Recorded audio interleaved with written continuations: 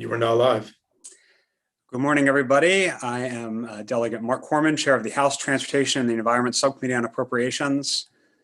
I am joined by my colleagues on the subcommittee, as well as the Vice Chair of the full committee, Vice Chair Chang. And we are joined today by the Senate Public Safety, Transportation, and Environment Subcommittee, chaired by Senator McCray. Our topic today is a joint briefing on the Maryland Department of Transportation I-495, I-270, P3 project and agreement. We are in the middle of a 30-day review period under state law, State Finance and Procurement Article 10A-203, prior to BPW, Board of Public Works approval of a transportation facilities project. I'll just say my own view is that 30 days is not made for legislating. It's not really realistic, even if we were in session, to expect that legislation would arise during this review period. But it is made for oversight and to perhaps help inform the Board of Public Works in their decision-making and the public, and perhaps also the administration and how they're going about this. I'll just note for folks that this is the second project under the state's comprehensive P3 law that was passed in, I believe, 2013. The first project, one I support, the Purple Line, is frankly a disaster. The project is years behind schedule. Litigation between the state and the contractor is rampant, and we still do not know the true cost of that project. And again, I say that as a supporter of the Purple Line. Governor Hogan likes to talk about all the money the state saved with a $250 million settlement for the construction contractor to walk away. And it's true that the disputed costs were $800 million, but we actually still have no idea what of those costs the state will ultimately have to pay. So this idea that we somehow saved money with that settlement, well-structured though it was, is at this point, at best, inconclusive, and at worst, entirely fictitious. And part of the issue was that the state and the contractor did not agree about the cost of the project and what needed to be included before it began. And unfortunately, we might be facing a situation now where we know even less going into the next P3 as we sit here today. I expect the administration, when they come to present, is going to talk about how this is a progressive P3, where they're going to work hand in glove with Accelerate Maryland, also known as Transurban, to figure out the types of issues that have bedeviled the Purple Line. And I hope that's true. I hope that we're able to avoid, if this and when and if this goes forward, the types of issues we've seen with the Purple Line. But I think one thing that should give us pause is that Transurban's bid scored so dramatically higher than the other bidders on financial review. In fact, that's now subject to a bid protest. And I'm concerned that we're setting ourselves up for the precise repeat of the Purple Line, where as the product moves forward, we find there were costs that were not expected, and there begin to be disagreements between the P3 partner and the state over how to handle those costs. It is not enough to say that we'll figure it out, that the team will figure it out. We need to know what property is going to be taken, how utility relocation is going to be paid for, where on-ramps are going to be, how the 270 North bottleneck to Delegate Crim's district is going to be handled, and so on. We're entering a 50-year marriage here. And so this is our chance now to take stock of what this is going to look like. Mr. Chairman, may I ask a question? In a moment, Delegate Crim. I do want to, Delegate Kittleman, excuse me. I do want to thank the Secretary of Transportation for his engagement with the public and the Board of Public Works.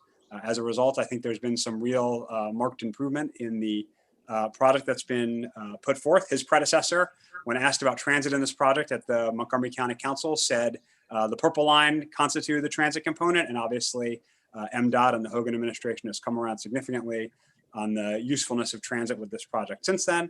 I also want to acknowledge an admission of reality by the Hogan administration, which is that there's no real environmental benefit to this project. This project was originally listed in their 2030 Greenhouse Gas Reduction Act draft plan. They removed it from the final plan. They're no longer using this to justify greenhouse gas emissions. There are lots more questions and discussions that we will have. Let me go through the speaker agenda before I turn it over to Chair McCray. First, we will hear from Robert Fuentes, President and CEO of the Eno Center for Transportation, for a sort of P3 101. We'll hear from one of our analysts, Mattichler, from the Department of Legislative Services, to discuss the submission that's been made by MDOT to the budget committees. Then we'll hear from the Maryland Department of Transportation, Secretary Slater, Jeff Folden, Deputy Director of the P3 Program Office, Deborah Sharpless from the Maryland Transportation Authority, their Chief Financial Officer. And then we have a number of public witnesses who each have 2 minutes of oral testimony, although many of you have seen written testimony from them. Before I turn to my colleague, Chair McCray, let me recognize the Vice Chair, Delegate Crim. Thank you, Mr. Chairman. I have a brief question. Is this part of the public process for comment? Is this going to be part of the record or what we're doing here today? Because I got an email today announcing the times and dates for public comment. So since you referenced that in your opening remarks, I'm wondering if what we do here today will be presented to the Board of Public Works as part of the comment. So I don't think just the fact that we're holding this will be presented to the Board of Public Works. Obviously, if one or both of the committees or subcommittees are interested in sending a letter to the Board of Public Works, we can do that. I suspect the public comment period you're referring to is the MDTA process on the toll setting. So let me, if that answers the question, Delegate Krim, let me turn to Chair McCray, and also let me thank the Senate for joining us. You know, they reached out on their own asking to be a part of this hearing. We appreciate their partnership. Mr. Chairman, could I not ask a question? I'm just going to recognize the chair of the Senate subcommittee first. That's all right, Delegate Kittleman, and then I'll turn to you. Thank you. Thank you, Chair Corman. First, just want to recognize the members that are here with us at this moment from the Public Safety, Transportation, and Environment Subcommittee. We have Senator Peters, we have Senator Edwards, and Senator Salem will be joining us momentarily. This is one of the largest projects that are currently being discussed in the state of Maryland at this time, and it has been discussed during a more recent legislative session that we just finished. There were a number of concerns that was always brought to our attention from that standpoint. We've seen a heightened focus on the media from some of the things that have been happening because of this project. I look forward to a very robust discussion during this during this hearing. And thank you again, Chairman Corman, for ensuring that the Public Safety, Transportation, Environment can join in on this robust discussion. Thank you again. Thank you, Chair McCray. Delegate Kittleman, before I turn to you, just for the staff, would you mind letting in Secretary Slater and his team? They can be in on the Zoom with us during the first panel. You got that, Ken? Got it. They're being let in now. Great. Thank you. Delegate Kittleman, thanks for your patience. Oh, certainly. I appreciate being recognized. I just, having looked through the documents that we got, and it looked to me like a lot of what we learned from the disaster with the Purple Line has been recognized, and there's been a lot of care taken in how this deal was structured. And the other question that I want to ask is, there's no way to move forward with building any of these roads unless we have a P3 agreement. And maybe that's wrong, but I'd like to know the answer to that as well.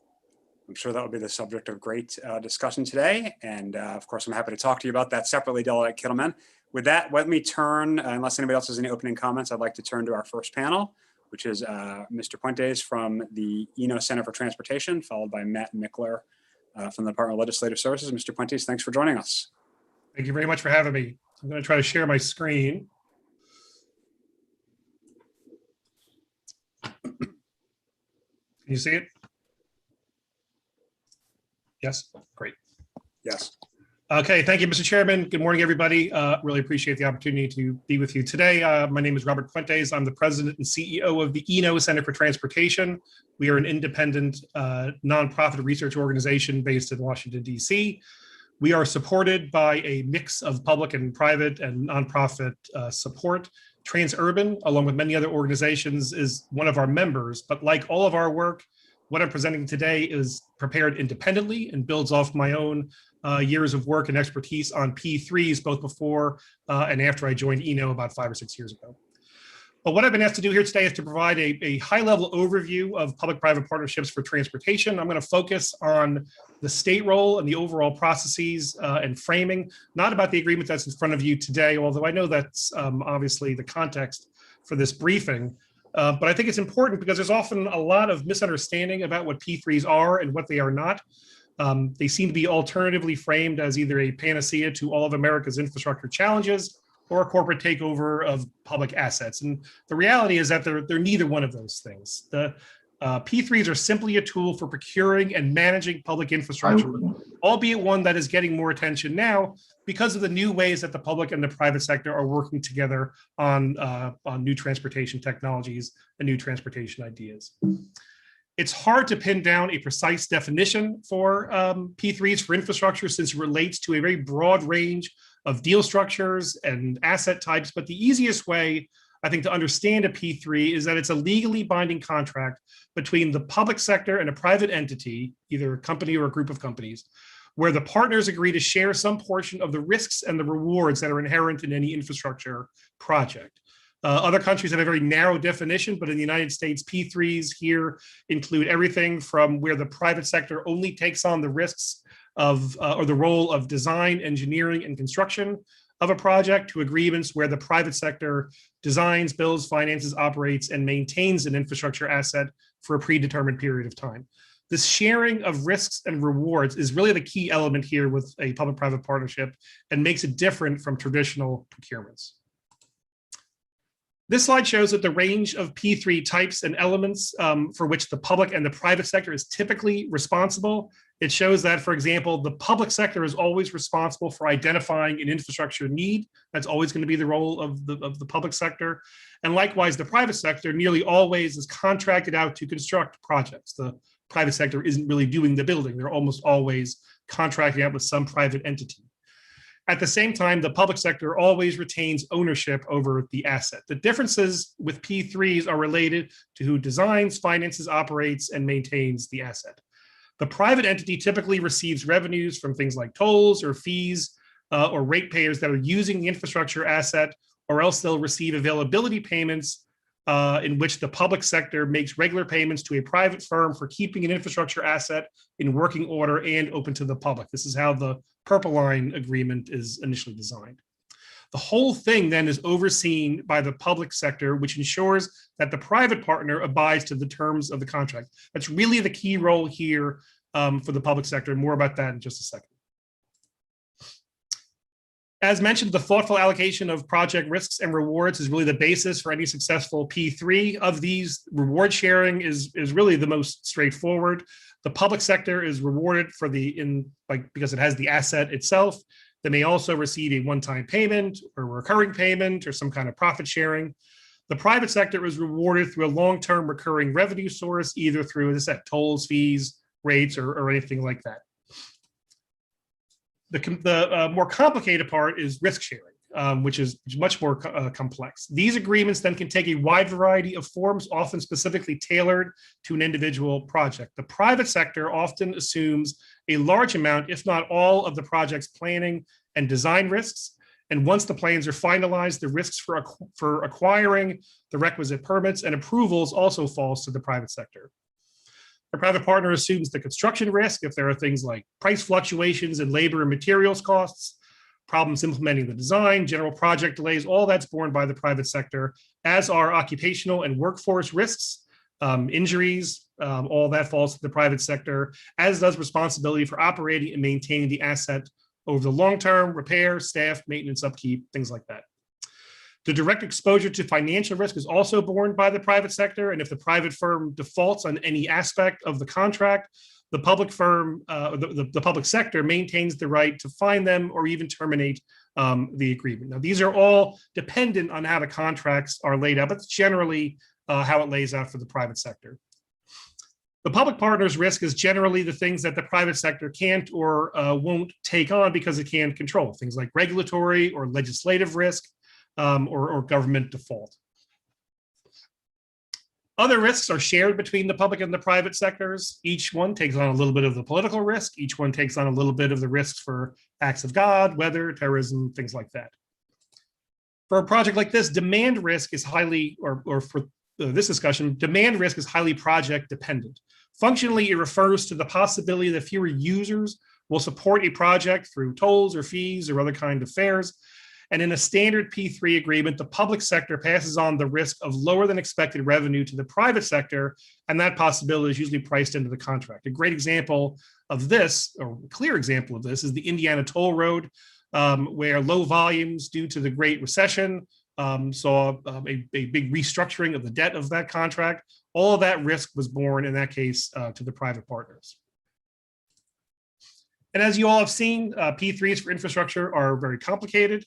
At the same time, the $3 trillion municipal bond market makes public sector borrowing very affordable, Nevertheless, P3s do make sense in a number of different situations. For example, they can be structured to allow the public sector to avoid adding to their long-term debt obligations by using private sector capital to finance a project.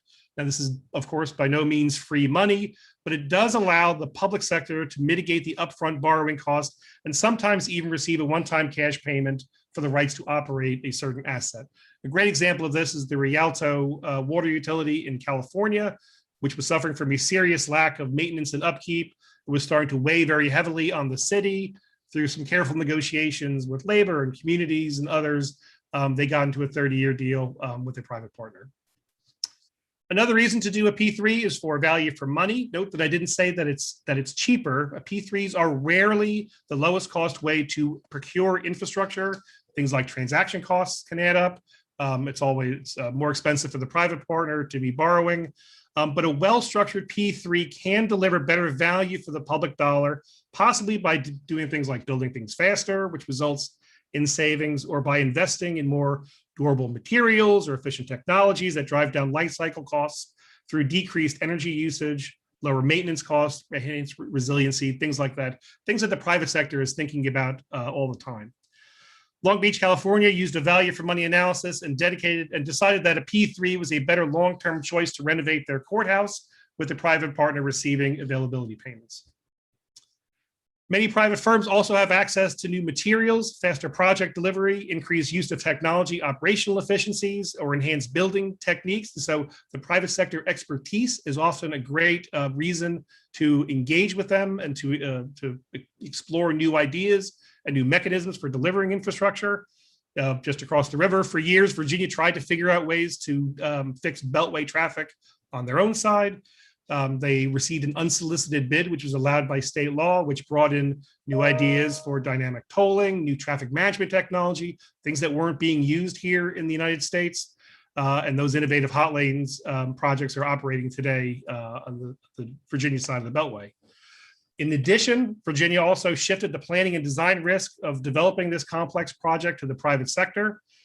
And one more reason to use P3s, example here in Maryland, involves the public sector leveraging untapped or non-inherently governmental assets without ceding public ownership. These might include other cases, things like parking garages or utilities or buildings, idle property, real estate, things like that.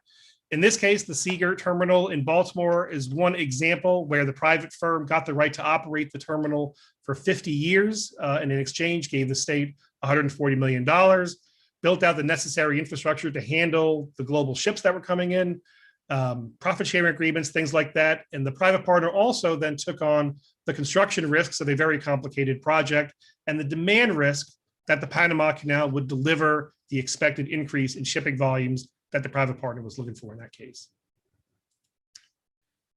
This is my last slide here. So make no mistake, infrastructure P3s are technically, economically, politically, and contractually very difficult arrangements. They do take a lot of expertise. They do take a lot of trial and error. We see this in states all across the country, and they are not appropriate in all instances. There's no question about it. But they can and they do work in lots of examples, which I just laid out. But key drivers are needed in all cases. The first thing is that you do need a strong legal framework at the state level to ensure that the public sector has the authority to procure or to pursue a deal and allows the private sector to mitigate any unnecessary political risk. Markets love certainty, and P3s are obviously no exception to that. Maryland did pass some pretty thorough P3 legislation in 2013. As was already mentioned. I know it's being looked at now at some revisions to that, and that's certainly something that a lot of states do from time to time is fix their state laws.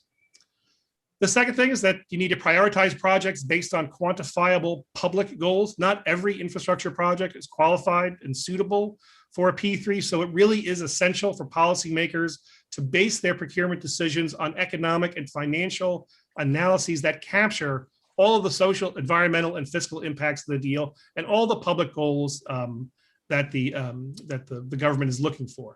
A great example for where this went wrong is the Pocahontas Parkway down outside of Richmond, Virginia, which was not really being developed as a transportation project to solve any transportation issues. It was basically a project to open up real estate for development.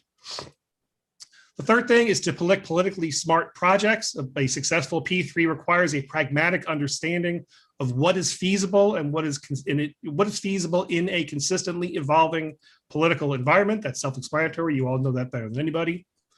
Fourth thing is to understand what the private sector needs. These strong partnerships are based on finding the right alignment of interests, which is why it's essential to understand what makes a project appealing to the private sector, right? If it's a true partnership, it really needs to have benefits and risks for both sides. The private sector obviously is looking for financial return. They're looking for access to markets, increased business, things like that. The fifth is to create a clear and transparent process. Some states and localities have been able to do ad hoc P3 deals, but the routinization, the standardization, the repetition, the doing these projects over and over again is what drives a healthy P3 environment broadly. So you can learn from mistakes and you can build on it and you can fix things when they occur next time. And related is to build an empowered team. It's really, really important to assemble a strong public sector team, in this case at the state level, that's capable of making and executing informed procurement decisions. And I keep going back to Virginia, but Virginia has a very, very sophisticated office of P3s that speaks the language of the private sector, can kind of think about the things that they need, learns from the mistakes they've made in the past, and just can think very, very differently about these procurement projects, which again are very different from traditional procurements. Next is to actively engage with stakeholders. P3s, as I said, are inherently complex deals and they require significant public engagement to ensure that the deal is in the interest of the community and executed to the highest standards that are possible. The blowback from the Chicago parking meter deal, Chicago Skyway is another example. Both of these are good examples of what happens when you try to sidestep this kind of process. Didn't work out very well for Chicago in either case. And the last then is to monitor and learn from the partnership. I think that's where you all are now, but the P3s involve decades of thoughtful monitoring, flexibility in the face of a changing world, and a willingness to learn from mistakes. Most of these monitoring procedures involved in a P3 should be codified into the contract and kind of understood upfront. And in fact, these are really oftentimes some of the most intensive parts of the negotiation process, but it includes a formalized process around condition reporting, definitions of stated good repair, any formal steps to remedy any problems, but it's up to the public sector to dedicate sufficient time and resources to that kind of oversight. It cannot be done just kind of ad hoc. It really has to have some dedicated attention on the public side. The public sector also needs to maintain an open and honest communication channels with the private partner as well as the general public. The reality is that many of these P3s for transportation, as was said earlier, last 50, 75, 99 years, and massive changes can occur. We've seen some of that just for the last 2 years here in this country. Public-private partnerships then need to adapt to changes on the ground. So let me just end by saying that P3s are not a substitute for direct public sector involvement in infrastructure, and in fact are highly dependent on public revenue and expertise to operate efficiently. But the real opportunity for public benefit in a P3 lies in the innovation, in the risk sharing, and the value to the taxpayer that these agreements are clearly capable of providing. I want to thank you very much for having me here today. Turn back over to you, Mr. Chairman. Thank you very much for that presentation. Colleagues, if you have questions for Mr. Fuentes, you can use the raise hand function, and I see one from Delegate Kittleman. You're on mute, Delegate Kittleman. There we go. I apologize. I should have taken that down from before. Oh, okay. Vice Chair Crum.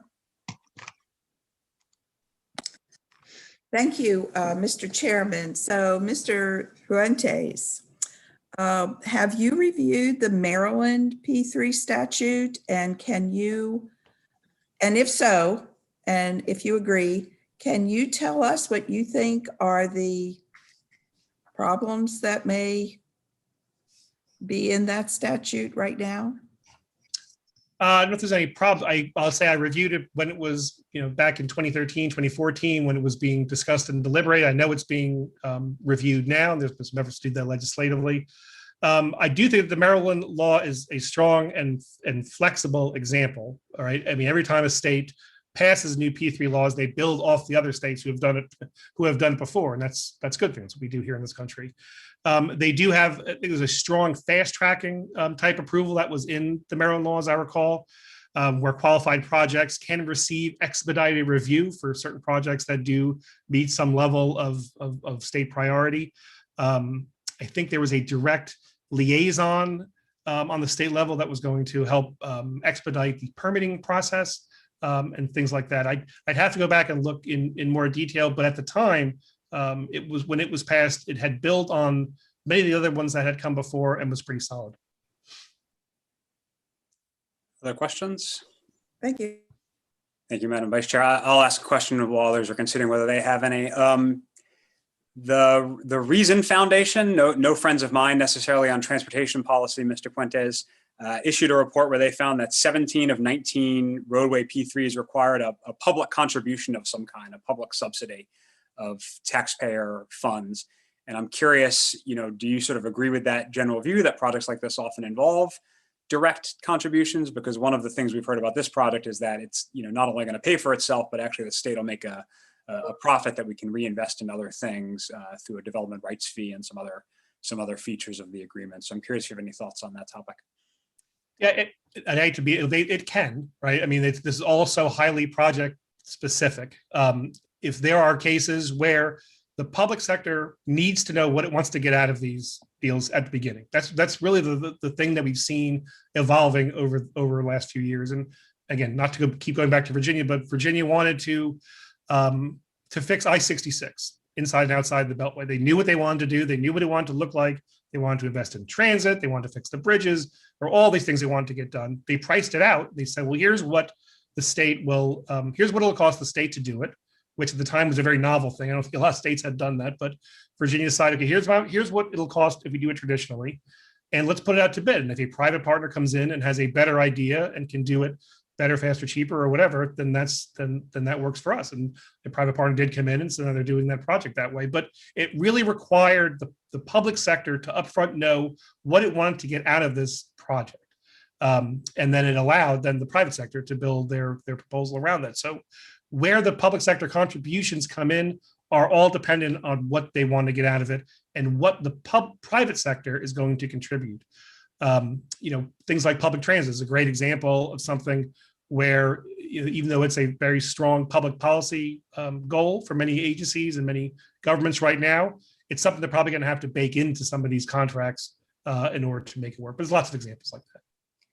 Yeah, let me just ask a brief follow-up, because you just said something that interests me, which is what the private sector contributes. Why would the private sector contribute anything to a project like this? Can you rephrase that? I mean, the private sector, it's not a charitable project. So why would you said the private sector, quote unquote, contributes? What do they get in return?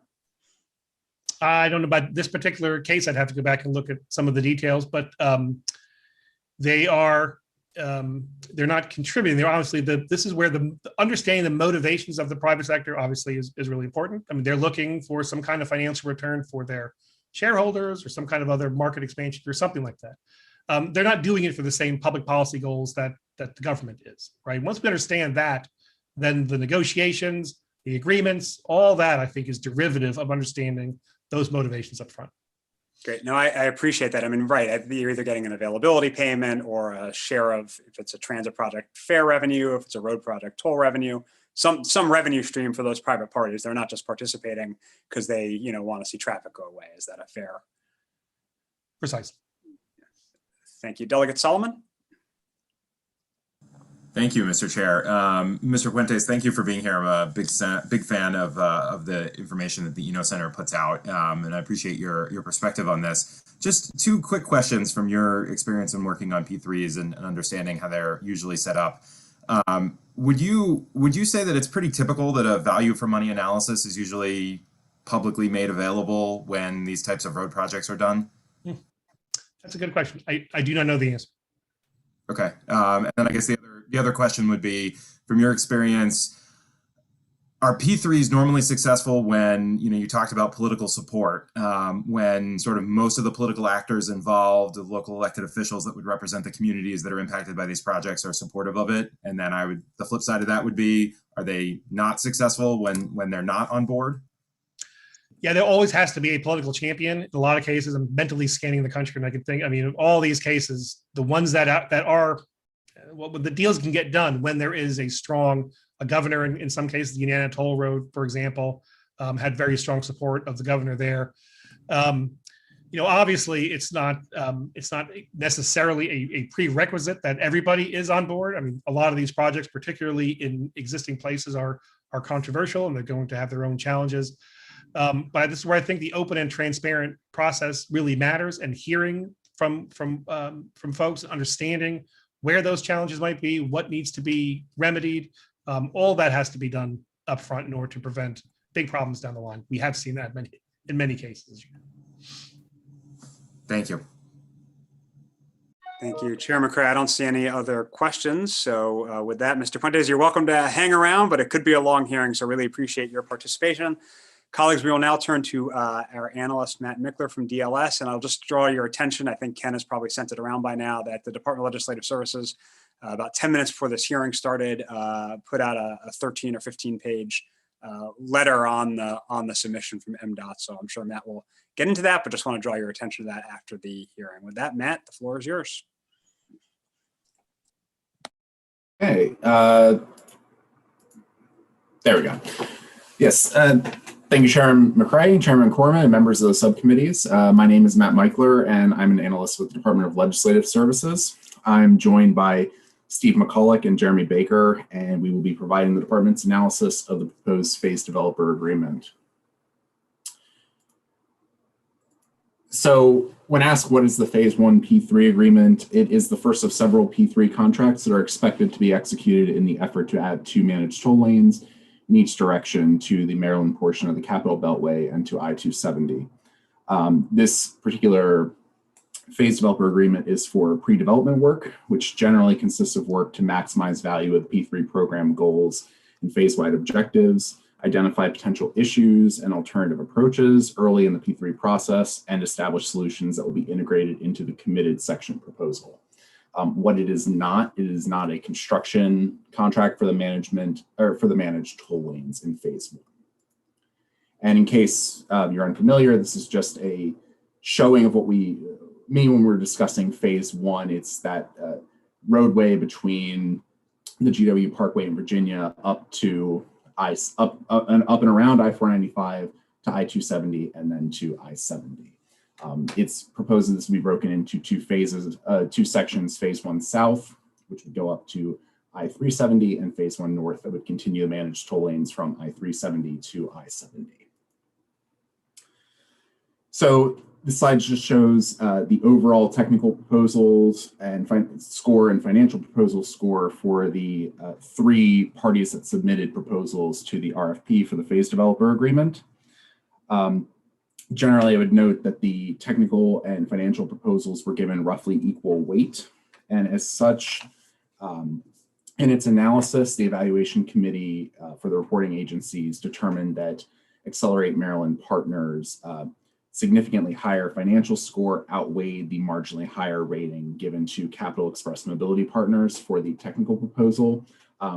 Just to clarify, these financial scores are out of a total maximum of 1,791 points.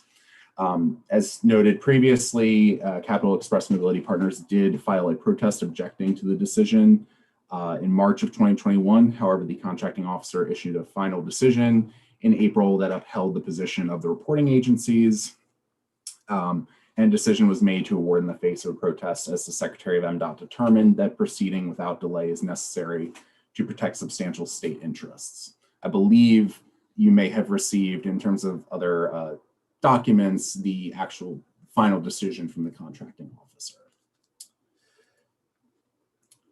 Okay, and this slide just simply shows the entities that comprise the recommended phase developer, Accelerate Maryland Partners. A couple of entities to point out: the lead project developers and lead contractors include Transurban USA Operations and Macquarie Infrastructure Developments, LLC.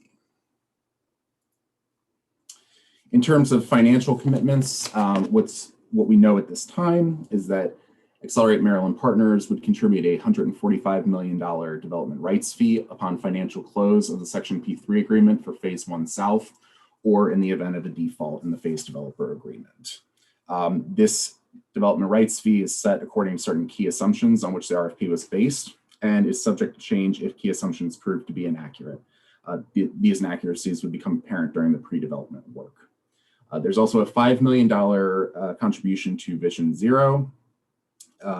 This would be made during the construction phase and would be used to improve pedestrian and bicycle safety along the corridor.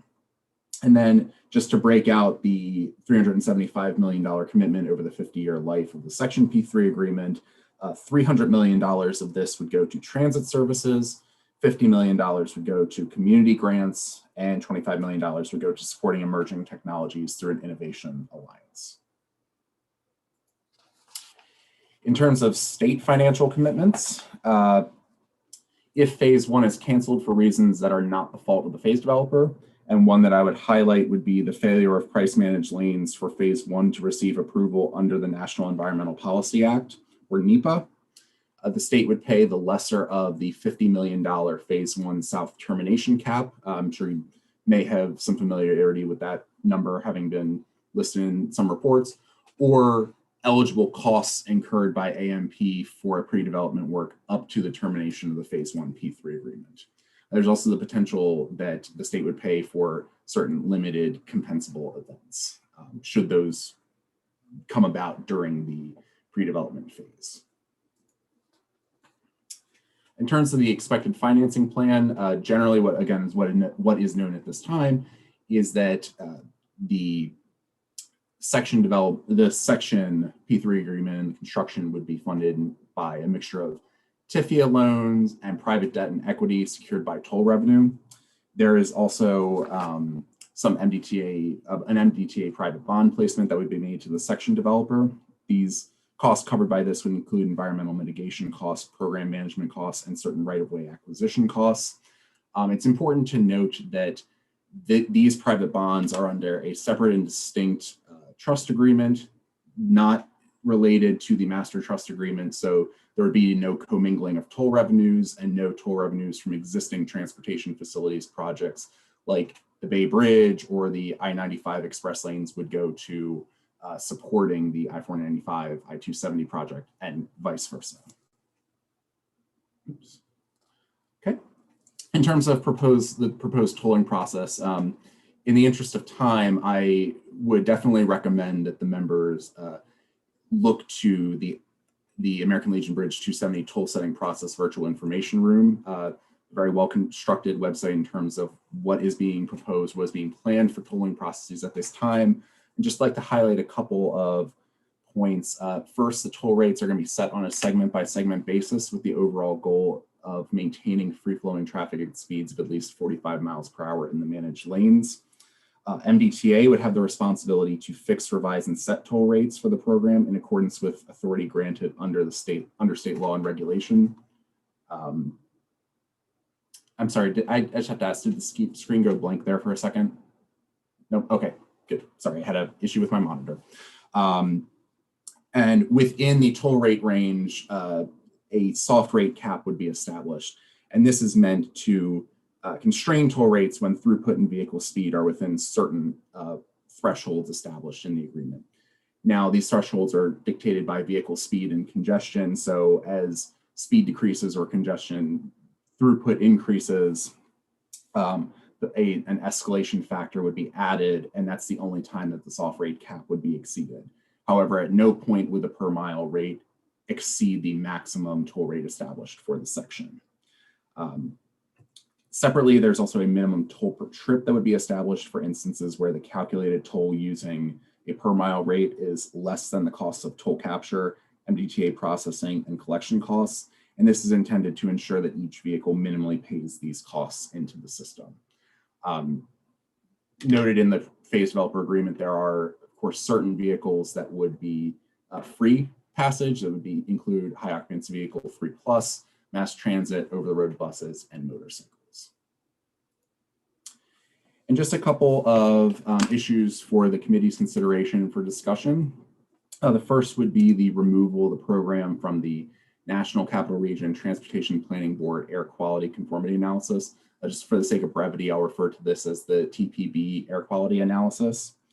On June 16th, 2021, the TPB voted to remove the program from the air quality analysis, which in turn effectively removes the program from the June 2022 update to Visualize 2045, which is the region's long-range transportation plan. This has a snowball effect, resulting in a number of different issues, but the most important, the one which we would draw your attention to, is that the program cannot receive a NEPA approval if it would not be part of the update, which means that any future Phase 1 South Section P3 agreement would be ineligible for a TIFIA loan. Now, of course, there could always be a revote to include the program into the air quality analysis again, which would make it eligible for the update.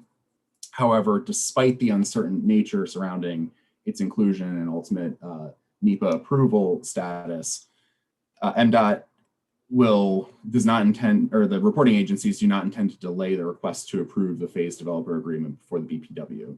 MDOT also suggests that any delay may cause AMP to withdraw or reduce its offer to the state for the phase developer agreement, including financial commitments made to the state. Just one point to note is that these commitments hinge on the ability of the project, almost unanimously hinge on the ability of the project to proceed into the subsequent section development phases. One exception being the DRF, which in the event of a default could be paid to the state. And then additionally, if the project cannot proceed into a section development phase and the state were to enter the phase developer agreement, the state would then be liable for certain financial commitments as previously identified. The other issue, which had been hinted at earlier, is that a value for money analysis has not been completed at this time for the proposed project. MDOT did commit in a 2019 letter to the budget committees and the Environment and Transportation Committee to providing a value for money analysis, comparing a private sector proposal for project delivery to a public sector one. And on June 15th, 2021, recommitted to providing this analysis. However, the analysis would be delivered in conjunction with the committed section proposal, that final design plan, construction financing for construction, financing, and operations. This would mean that we'd be receiving the value for money analysis after entering the phase developer agreement. And if that value for money analysis were to show that a public sector delivery were the optimal delivery method for the state, then the state would incur additional, or could incur additional costs for terminating the Phase 1 P3 agreement for convenience. And with that, that concludes the department's analysis. I'd be happy to answer any questions you might have. Thank you, Matt. Having you before the budget committees is like a little early throwback Thursday. We remember you fondly as a budget analyst. While my colleagues are considering whether or not they have questions, I'll ask one. You showed the members of the Accelerate Maryland or Transurban team. You showed Bechtel as a construction manager there, I think it was.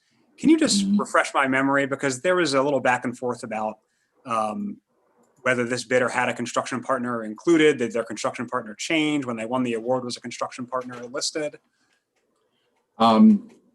We did receive we did ask the department to clarify when Bechtel was eventually added added in as the construction manager. Unfortunately, I don't have my notes in front of me. I could get you the response that MDOT provided, though. That'd be great. And of course, they can provide it as well. On the topic of construction, one of the press releases announcing Accelerate Maryland said there would be a project labor agreement, which is a particular term of art. It's not a generic term. It has a particular meaning around what labor can be used in a project. But I haven't really seen that referred to lately. It wasn't in the MDOT submission to the General Assembly. Do you know what the status of that is? I do not at this time. I'd have to request that information. Great. And of course, they'll be up to speak Sure. themselves. And you might have touched on this, but in terms of when the state might have to hand the $50 million or the incurred cost over to Transurban, I understand if it doesn't sort of quote unquote pass NEPA, we would not, that there's an issue about whether you have to pay there, but does that include litigation? Like what happens if there's litigation like there often is with these mega projects? So the only, in the report we received, the conditions that were highlighted and the costs that were to be paid by the state just included that $50 million fee, or up to $50 million. Of course, if the costs of pre-development are less, then it would be whatever the actual costs of the pre-development work were or was are, as well as these certain limited compensable events. If litigation were to arise, then sure, that would have to be supported by the state would have to pay certain costs, or there might be some agreement in terms of shifting costs. But in terms of a specific when litigation might occur, I do know that there was a reference. I believe there is a reference to this in the agreement, but I'd have to bring it up. Again, I don't have my notes for the full agreement in front of me. Sure. And so when you're checking on the sort of NEPA litigation, similar question about bid protest litigation, because we know there's an active bid challenge. Currently, that's before the department, but I know it can be appealed to court. So just sort of be curious what the risks are there. One more question for me, then I'll recognize my colleagues. You had shown the sort of $375 million in investment and in money for other things. I think $300 million was transit. That was over 50 years though, right? Yes, that's our understanding. Is it was over 50 years. Yeah, so that's like $7.5 million a year. If you were to do a per year rate, perhaps I haven't done the math, but yes, about 7.5 a year. Yeah, I mean, $375 million is a big number. 7.5 million is a big number to you and I. Doesn't look quite the same when you actually calculate the length of time that's over. Thank you, Matt. Vice Chair Krim, do you have a question? Sorry. Thank you, Mr. Chairman. So I had the same question about the 375 million. Is there any like inflation factor in the contract that you know about? I'm sorry, inflation factor with regard to what? I So do know increasing that number, like, the chair mentioned that would be like 7.5 million a year, but we all know that 7.5 million in 2021 dollars is going to be different than 2030 dollars or whatever. So that's my question. Would that increase if inflation is considered? So this would be $375 million over the 50-year term of the Section P3. Right. So this would be the $375 million total dollar value for this section over that 50-year term. You'd have to, I would imagine, do a present value calculation to determine what we're talking about in terms of present dollars. Okay, but there's no reference to that in the contract. There may be a specific reference. I can't recall exactly where that would be. Okay. Right now, yeah.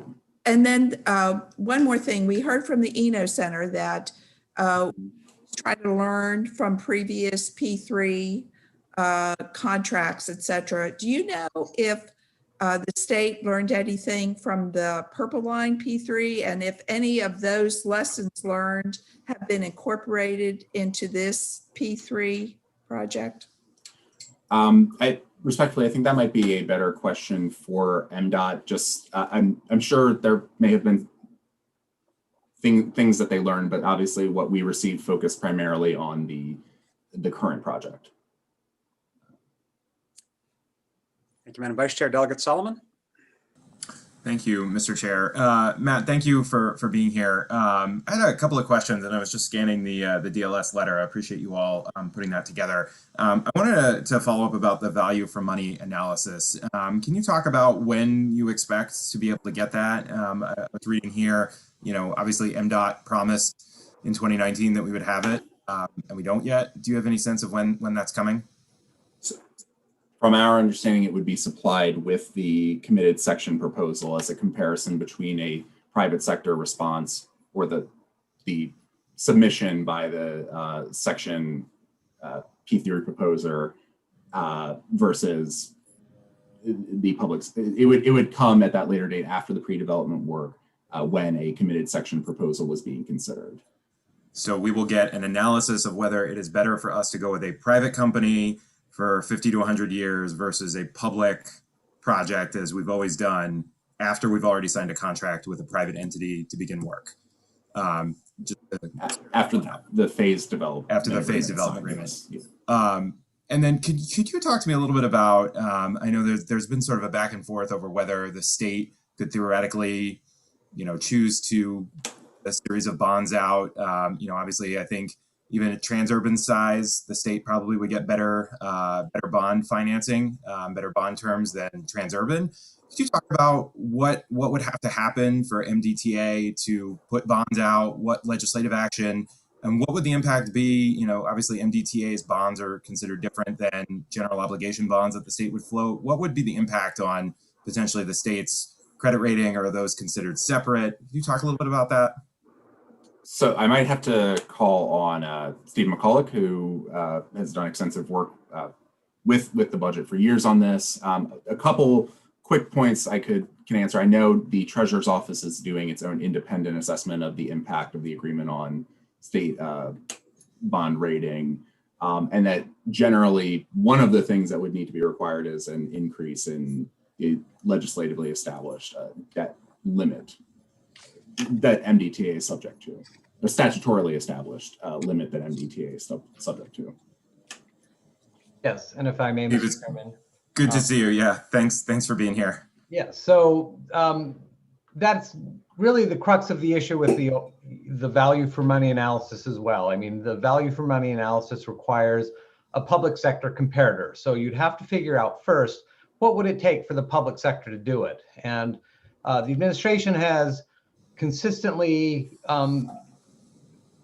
put forward that the state just does not have the money to do this. It's a $6 billion problem that we don't have, which is not quite the whole story, because as I think has been alluded to, the private sector is not really funding any part of this project. They are financing this project, and they will be fully repaid over this 50-year term. So the money that is needed for this project is out there in the pockets of the toll users that would use this facility. So the state could, with changes to the statutory debt limit for MDTA, go a long ways towards meeting that project cost. But there is this gap in terms of what the state could probably get bondholders to buy up front, and so could not finance the whole project under current circumstances. But that's a much different nut to crack, to look at this and say, what would it take to make this work as a public sector project, and crack that? I don't know what it would be. 100 million, 200 million? Don't know. The analysis hasn't, been done. And that's certainly what, DLS made that point back when the pre-solicitation report came forward, that there's never been at least a rigorous analysis released to the public and to the General Assembly that would examine exactly those issues to see what it would take. Because, yes, it's a very big cost, but the problem that faces the state to do it would be, much different. Now there would be, some timing issues, especially now that, we're 2 years later beyond the pre-solicitation report, and none of that work has at least been done, and released publicly. So, but that's the issue is, as a public project, regular procurement, there are some impediments that would have to be overcome, and there needs to be, there would need to be a desire to actually work on those problems to pursue that course. Thank you, Steve. I like the phrase you said, that the private sector is not paying for it; they're financing it. And Mr. Chair, with your indulgence, I just have one other quick question for the DLS folks. The one thing I didn't see in the letter, and frankly, it's something that concerns me as a steward of taxpayer dollars, is I'm hoping MDOT will be able to explain this later. We've seen almost a doubling, frankly, of the cost of this. If you go back and you look at the press release that MDOT put out in February of this year, this phase cost $3.7 billion. Suddenly we're looking at $6 billion. I haven't been able to see an explanation for that. Yeah, materials have gone up a little bit in the last 4 or 5 months, but do you have any information, DLS at large, from MDOT as to why we've seen the cost almost double in 6 months? With your indulgence, Mr. Chairman, I'll take this question as well. frankly, one of the reasons things like that happens is because that first number that was put out there several, 4 years ago, I mean, there was very little, it was the back of the envelope. I mean, there's, you only really start sharpening the pencil when you know what you're going to build. And we don't even have the NEPA process complete to tell us what, we are actually going to build. Again, I'm going back to what the pre-solicitation report, what DLS said at that point, the P3 law that is being used, I think was passed with the idea that you have a project that's well-known. The purple line was, basically why that was passed. It had been through the NEPA process. We knew what the alignment was. And it's at that point where you get more certainty in project costs. And so frankly, we're getting bigger numbers because they're getting closer to knowing what will actually be built. So I don't think it's surprising that you have large swings in that estimate. And for most projects where you want to, support it, you try not to scare people off up front with great big numbers, and you do that as you get down the process. Again, go back to that transparency comment we made with the last witness. Thank you, Steve. I really appreciate it. Thank you, Mr. Chair. Vice Chair Krim, second bite at the apple. Sorry, Mr. Chairman, this just came up in my head when Delegate Solomon was talking. Are Garvey bonds a possibility for the state? Maybe, is this too big for Garvey bonds?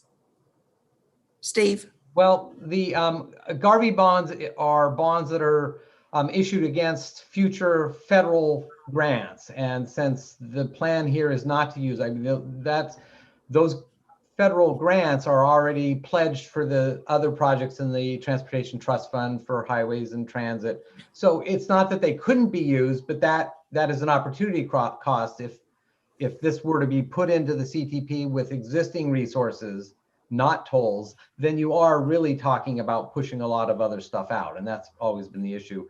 And then I did forget to answer one more of Delegate Solomon's questions. That was on the impact of debt, how this debt would impact the state. MDTA debt is not tax supported debt. It's toll supported, which is not considered a tax. So if this project goes forward, even if it went forward as a state project, it's likely that the majority of it would not count against those impacts because it's a standalone project. It's a revenue-based project. So. Just, Vice Chair Krim, if you're done, for my clarity, the bonds from MDTA though are still tax exempt, which makes them attractive to investors. Is that? Yes, I mean and that's why on a public sector project, the borrowing costs are lower because it's got very good security. The state, Maryland especially, is a very good high quality state that all the ratings come down to what are the expectations that bonds issued will be repaid, and Maryland's always had good financial management to ensure that rating remains high. Right, but in this case, it's not the state of Maryland, it's the Maryland Transportation Authority. Correct, an entity created by Maryland. But okay. I do have one more question. I don't know if it's for Matt or Steve about this value of money discussion. My understanding is that for these sections, Accelerate Maryland has the right of first refusal, right? So does that include if we go with a public option? Or does that, if we go with a public option, do we then owe Transurban $50 million because we didn't go with them? I would leave that first. I mean, in that event, if we were to terminate for convenience, to potentially go with a public option, then if it would all come back to the impact on the phase developer agreement. I would argue if you were to terminate the phase developer agreement for convenience, then you would owe up to the state would owe up to the termination cap. I mean, my understanding of the phase development agreement is it gives the phase developer the right of first refusal for the specific sections. So even if the value for money study came back and said we'd be better off doing it as a public project, you'd have to add into that the costs of not following the phase developer agreement, which has a cost because we're telling Transurban now that they have the right of first refusal. Yes, and that was our understanding. Okay, maybe the agency can shed some clarity. Delegate Kittleman. I know that debt ceilings can be lifted, raised, but do you know what currently is the debt capacity remaining for MDTA at this time? Offhand, no, I do not. I believe that usually is included in the annual budget analysis for MDTA. So I think we could get an answer to that with relative ease. Yeah, I asked because I recall I was intimately involved with the ICC project, and at that point, MDTA used up all its debt capacity and only paid for half of the project. So there are limits to how high the debt ceiling can go, I would imagine. But if you could find that out, I'd appreciate it. Thank you, Dr. Kittleman. And maybe just to follow up there, I know Caleb's not here, but Steve, maybe you know, I mean, that there's two debt limitations for MDTA. There's a statutory number that we have in law. I think it's $3 billion right now. And then obviously there's sort of like, well, I guess three. There's what's in the trust agreements for the bonds, whatever covenants they made. And then there's sort of what the market will bear. I mean, you know, obviously there's a point where an investor is going to say, no, we're not buying those bonds. There's not adequate revenue to back them. Is that a fair summary? Are there things I'm missing? I think so. And with the caveat that when we're discussing this new project, you're not only just, contemplating additional debt, but there's a whole bunch of new revenues. So, I mean, it's the equation changes on both sides. Right. But the key with MDTA is that they're revenue bonds. They're backed by incoming revenue. So the statutory debt ceiling is useful. Certainly it's great for folks on this Zoom who get to control that, but that's not really necessarily the true limitation on borrowing. Correct. Chair McCray, I don't see any questions from your side. So I think that's all I see for the Department of Legislative Services. Thank you. As we turn to the Maryland Department of Transportation, I did want to mention that we invited Accelerate Maryland, the winning vendor, to participate in this hearing. They sent a message to our staff last night. I'll ask Ken Weaver just to read their message, just so people know their response. Yes, Mr. Chair, I'm going to read this response.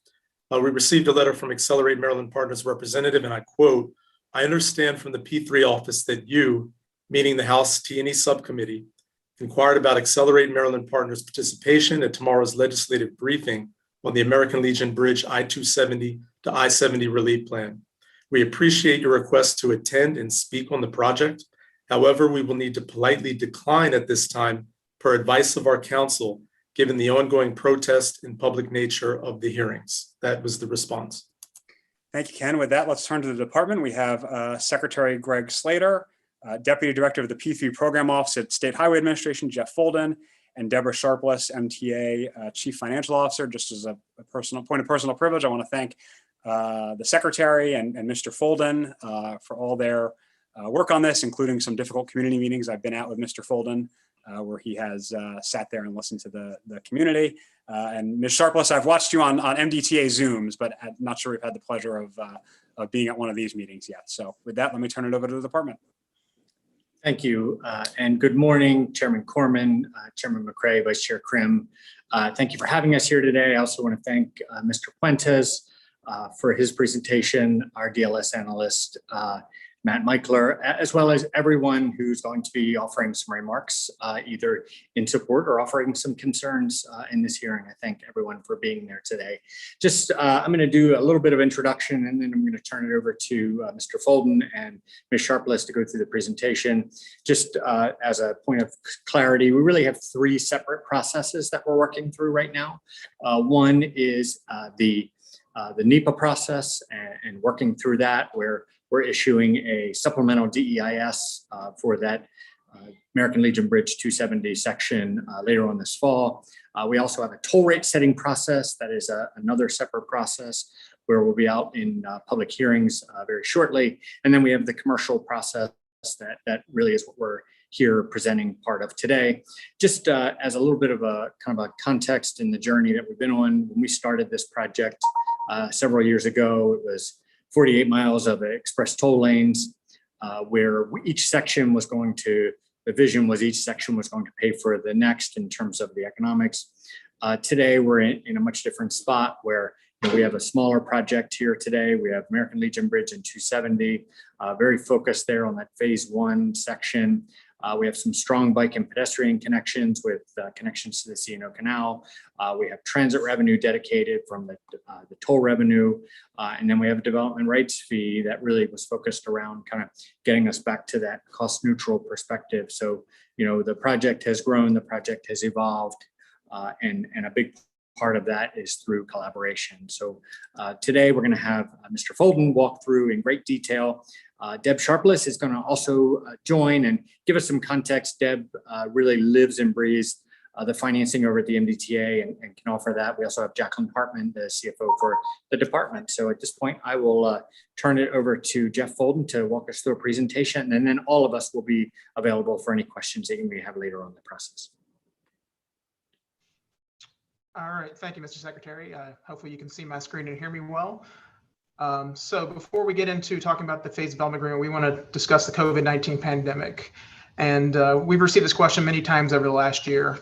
Is COVID-19 going to impact the long-term travel forecast in the region? So the traffic conditions associated with the COVID-19 pandemic are anticipated to be temporary, especially when compared to the ultimate 2045 design year, long-term traffic, which we are designing the improvements to accommodate. Historically, travel has increased as the economy has recovered following past economic and societal changes, such as the 2008 recession. Traffic volumes are anticipated to return to pre-COVID-19 levels before the time the hot lanes are operational. In fact, in May of 2021, TRIP, a national transportation research nonprofit, published the Transportation Impact and Implications of COVID-19, which noted that evening rush hours across the country have largely returned to pre-pandemic levels. WTOP also published a story in late May that the traffic in the PM peak at the American Legion Bridge on May 21st, 2021 was greater than 2019 average. We have closely monitored traffic patterns and projections throughout the pandemic, and statewide traffic volumes are overall at 90% of pre-COVID-19 levels. And our traffic data in May confirms that near the American Legion Bridge, traffic's returned to pre-pandemic levels in the evening peak in May. Traffic volumes in the inner loop at 5 p.m. in May were 17% above the April 19 average. And the outer loop at 5 p.m. in May, traffic volumes were only 3% below the April 19 average. As the traffic has returned, we're seeing regular recurring congestion return as well. It's also important to note that commuting trips account for only 20% of daily travel in the National Capital Region. Therefore, even with some shift in teleworking, such shifts would have minimal impact on those 80% of daily trips that include interstate travel, tourism, shipping, freight deliveries, errands, and other personal and business travel. Long-term in the region, expecting 1.3 million more people living here and 1 million more jobs by 2045. And that's expected to continue to drive the growth in travel demand. So we're continuing to track travel behavior trends and volumes, and we're going to consider all new information so we ensure that transportation solutions we are developing are being provided for Marylanders, not just for tomorrow, but for the next 20 plus years. So getting into the American Legion Bridge I-270 relief plan, that's the first phase of the P3 program. It begins at the vicinity of the George Washington Memorial Parkway in Virginia, where it will tie into the extension of the Virginia Express lanes that are currently under development by the Virginia Department of Transportation. The project includes the widening of the American Legion Bridge and extends north up to I-270, all the way to I-70 in Frederick. But phase 1 has two distinct subphases known as phase 1 South and phase 1 North. Phase 1 South starts at the George Washington Memorial Parkway and goes to I-370. The NEPA process, or National Environmental Policy Act, for phase 1 South is part of our ongoing managed lane study that has been going on for over 3 years. Phase 1 North is from I-370 to I-70 in Frederick and is currently in the pre-NEPA phase. An independent NEPA study will be undertaken for phase North. So phase 1 will solve many transportation challenges in the region. First, it will address the need for a new American Legion Bridge. This bridge needs a new deck and other repairs or to be replaced in the next decade. The improvements we are looking at will also improve travel times and reliability on some of these most congested freeway segments in Maryland. Simply building a wider bridge alone will not provide these benefits. Improvements will provide new options for carpooling, new opportunities for new transit service and connections. The high occupancy toll or hot lanes provide the opportunity for reliable transit trip within the corridor, not possible today due to congestion. Connections to access the hot lanes will also be provided near transit stations and park and rides and to job and activity centers. The improvements will also address missing bicycle and pedestrian connections, caused by the interstates and provide a shared use path across the American Legion Bridge. There's significant economic benefit to the state of Maryland and the Natural Capital Region with Phase 1. Improvements will provide for faster and more reliable movement of goods and services and improved access to employment centers and housing. It will reduce the cost of congestion to the average commuter and the region. So the delivery of these improvements will lead to more jobs as we rebound from the COVID-19 pandemic. So it's estimated that Phase 1 South alone will cost over $3 billion and support thousands of jobs during construction. So to clarify, Phase 1 South and North combined is estimated at $6 billion. Phase 1 South alone is $3 billion. Phase 1 provides real savings to our Transportation Trust Fund, providing hundreds of millions of infrastructure investment for state of good repair to existing roads and bridges that needs to be done over the next decade, allowing public funds to be used for other necessary transit and highway improvements. The project will also boost Maryland's competitiveness in the region. So for Phase 1 South, the Maryland Department of Transportation recommended preferred alternative, or RPA, for the managed lane study was announced back in May. This RPA would add 2 high occupancy toll lanes in each direction across a new American Legion Bridge to I-270. And on I-270 to I-370 would add 1 hot lane in each direction and convert the existing HOV lane in each direction into a hot lane. So throughout the limits of Phase 1 South, this would provide a 2-lane hot managed lane system in each direction. Outside of Phase 1 South, there'll be no action taken at this time on the top side and east side of the Beltway. This does not suggest that improvements will not be needed on the top side and east side. If the MDOT RPA is selected at the conclusion of the managed lane study, any consideration of future improvements to the remaining parts of the interstate system would advance separately, subject to additional environmental studies, analyses, and collaboration with the public, stakeholders, and agency partners. The hot lanes provide the options for free flow travel of transit, carpools, and for those who choose to pay a toll. All existing general purpose lanes will remain free, meaning everyone can still use those lanes as they do today, but they will be moving faster. It's estimated in 2040 evening peak that the travel times of the users of the general purpose lanes will be reduced by 28% if the hot lanes are not provided. More people will also be moved with the hot lanes. Our analysis found that sections of the highway will increase person throughput during peak hours by up to 50%. Also, there'll be less traffic and reduced delays off the interstates on the local roads. We found that a 5% decrease in vehicle hours of delay on the local roads in Montgomery County will occur with the provision of the hot lanes. And the hot lanes will be operationally compatible with the express lanes in Virginia, creating a regional network for express travel. Additionally, the hot lanes will boost ride sharing since vans, pools, and carpools with 3 or more people can use the hot lanes for free. This new travel option will reduce dependence on single occupancy vehicle travel. The hot lanes would provide new opportunities for faster and more reliable suburban transit by providing a fixed guideway for transit vehicles in both directions.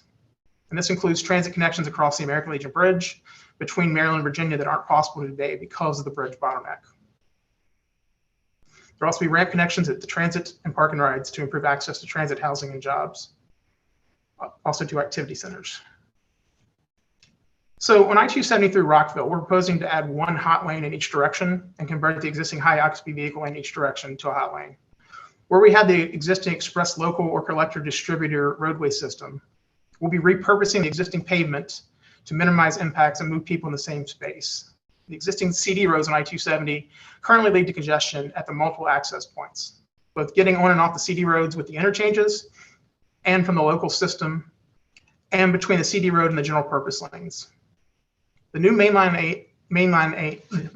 lanes added to I-270 in this section will be done by repurposing the pavement between the general purpose lanes and the CD lanes. This occurs by eliminating the concrete barrier separation and using the paved buffer area to accommodate space for a new lane in each direction. Where we had these CD lanes today, the mainline roadway for the through lanes will generally stay within the existing pavement. There will be some pavement widening needed at interchange for modifications and to provide width for new ramps. But the vast majority of work outside the existing pavement in Rockville is to modernize and upgrade drainage and stormwater management, stabilize and improve culverts and streams, for slopes, grading, retaining walls, and noise barriers. Existing noise barriers are being retained where possible, and new noise barriers will be provided for multiple communities. Throughout the entirety of Phase 1 South, about 35% of the existing noise barriers will remain in place, and 65% will be relocated and replaced. We also expect a 59% increase in noise barriers in Phase 1 South. That's over 7 new miles of noise barriers to provide abatement for existing communities. We've also been looking at how these improvements will connect people to transit through improved access to metro, MARC, bus stations, and will provide new opportunities for transit between suburbs. There are multiple new potential transit services that were identified that could be supported by hot lanes infrastructure. This includes multiple routes of the 270 and American Legion Bridge corridor, such as connecting Frederick to Shady Grove, Germantown to Tysons, and Bethesda to Tysons. And you can see 3 potential new transit service routes that could utilize the hot lanes from Phase 1 South on this graphic. All of these new transit service routes could be designed so that any combination of destinations in the corridor could be accessed on the network with only one transfer or no transfers at all. And we're also looking at a number of potential capital improvements during the pre-development phase that can be made to add station capacity, new bus bays, and park and ride capacity at key transit centers in the corridor. So as part of the recommended preferred alternative for Phase 1 South, we committed to providing additional enhancements above mitigation. These enhancements include priority and master plan bicycle and pedestrian improvements in Montgomery County along the corridor. This includes a new pedestrian bicycle path across the American Legion Bridge, connecting trails in Virginia, Maryland. There are also new side paths proposed along River Road, an upgraded side path along Seven Locks Road, and upgrades to the Bethesda Trolley Trail crossings of I-270 and the Capitol Beltway. We've also been coordinating with the Maryland National Capital Park and Planning Commission to address water quality concerns on priority parkland. We're committing to stabilizing streams, creating natural channels, and revegetating areas to improve water quality, reduce pollutant loads, and reduce flooding. We're also committing to enhancing the transit and supporting new transit opportunities within Phase 1 South, including priority improvements at the WMATA Shady Grove Metro to increase bus capacity and expanding the park and ride at Westfield Montgomery Mall, which were identified priority improvements by Montgomery County. So why a P3? Utilizing P3 will provide many advantages to the state. First, it will deliver the new American Legion Bridge and congestion relief much sooner than a public delivery model. An estimated $6 billion in private sector investment will be provided in the corridor from the American Legion Bridge to Frederick. This includes state of good repair improvements that can be addressed that will be needed over the next decade. P3 will also encourage whole life cycle planning and cost optimization, and will provide opportunities for innovation in design and construction using new ideas. And it will also result in better risk transfer to the party that's best able to manage the risk. And now I'm going to ask Deb Sharpless to talk a little bit about financing of a P3 and why it makes sense. Deb? Thank you, Jeff. Again, for the record, my name is Deb Sharpless. I'm the Chief Financial Officer for MDTA. And during the prior presentation, there were several questions regarding MDTA and if MDTA financed the project. So if I could just take a minute and try to address a couple of those questions. One of the questions was how much bonds outstanding do we have? In fiscal year 2022, we expect to have 2.1 billion. And by fiscal year 27, it's 2.7 billion. As the committee is aware of, we're in the process of extending the express toll lanes, as well as replacing the Nice Middleton Bridge. And that's the reason for our bonds increasing during this time period.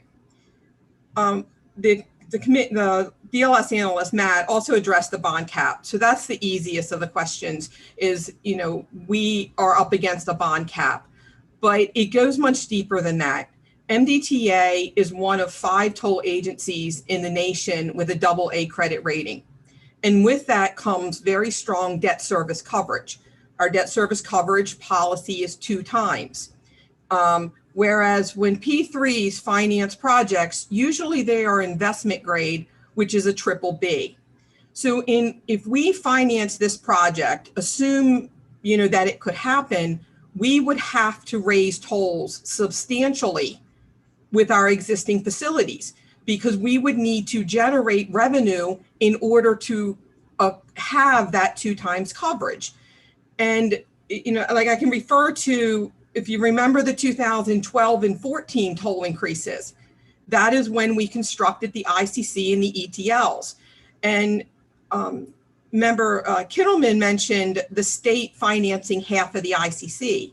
So during that time period, MDTA's commitment was $1.2 billion, just for perspective about the ICC and toll increases versus this project. And then the last piece that I think is relevant when you're thinking about MDTA is revenue risk. That under a P3, and as addressed by the initial speaker, is the developer assumes that revenue risk. If the vehicles are not on the roadway, that's their risk. If MDTA would finance it, the state would be taking that risk. And that uncertainty that exists would very likely reduce our credit rating because of the uncertainty, and bondholders would not have the same confidence in our bonds as they do today, which would increase our future borrowing costs, because the more, as we know, the more risk an investor is taking, the higher interest rates they're going to demand. So I'd be happy to address other questions at the end of the presentation, but we just wanted to address a few of the questions that we heard during the prior presentation.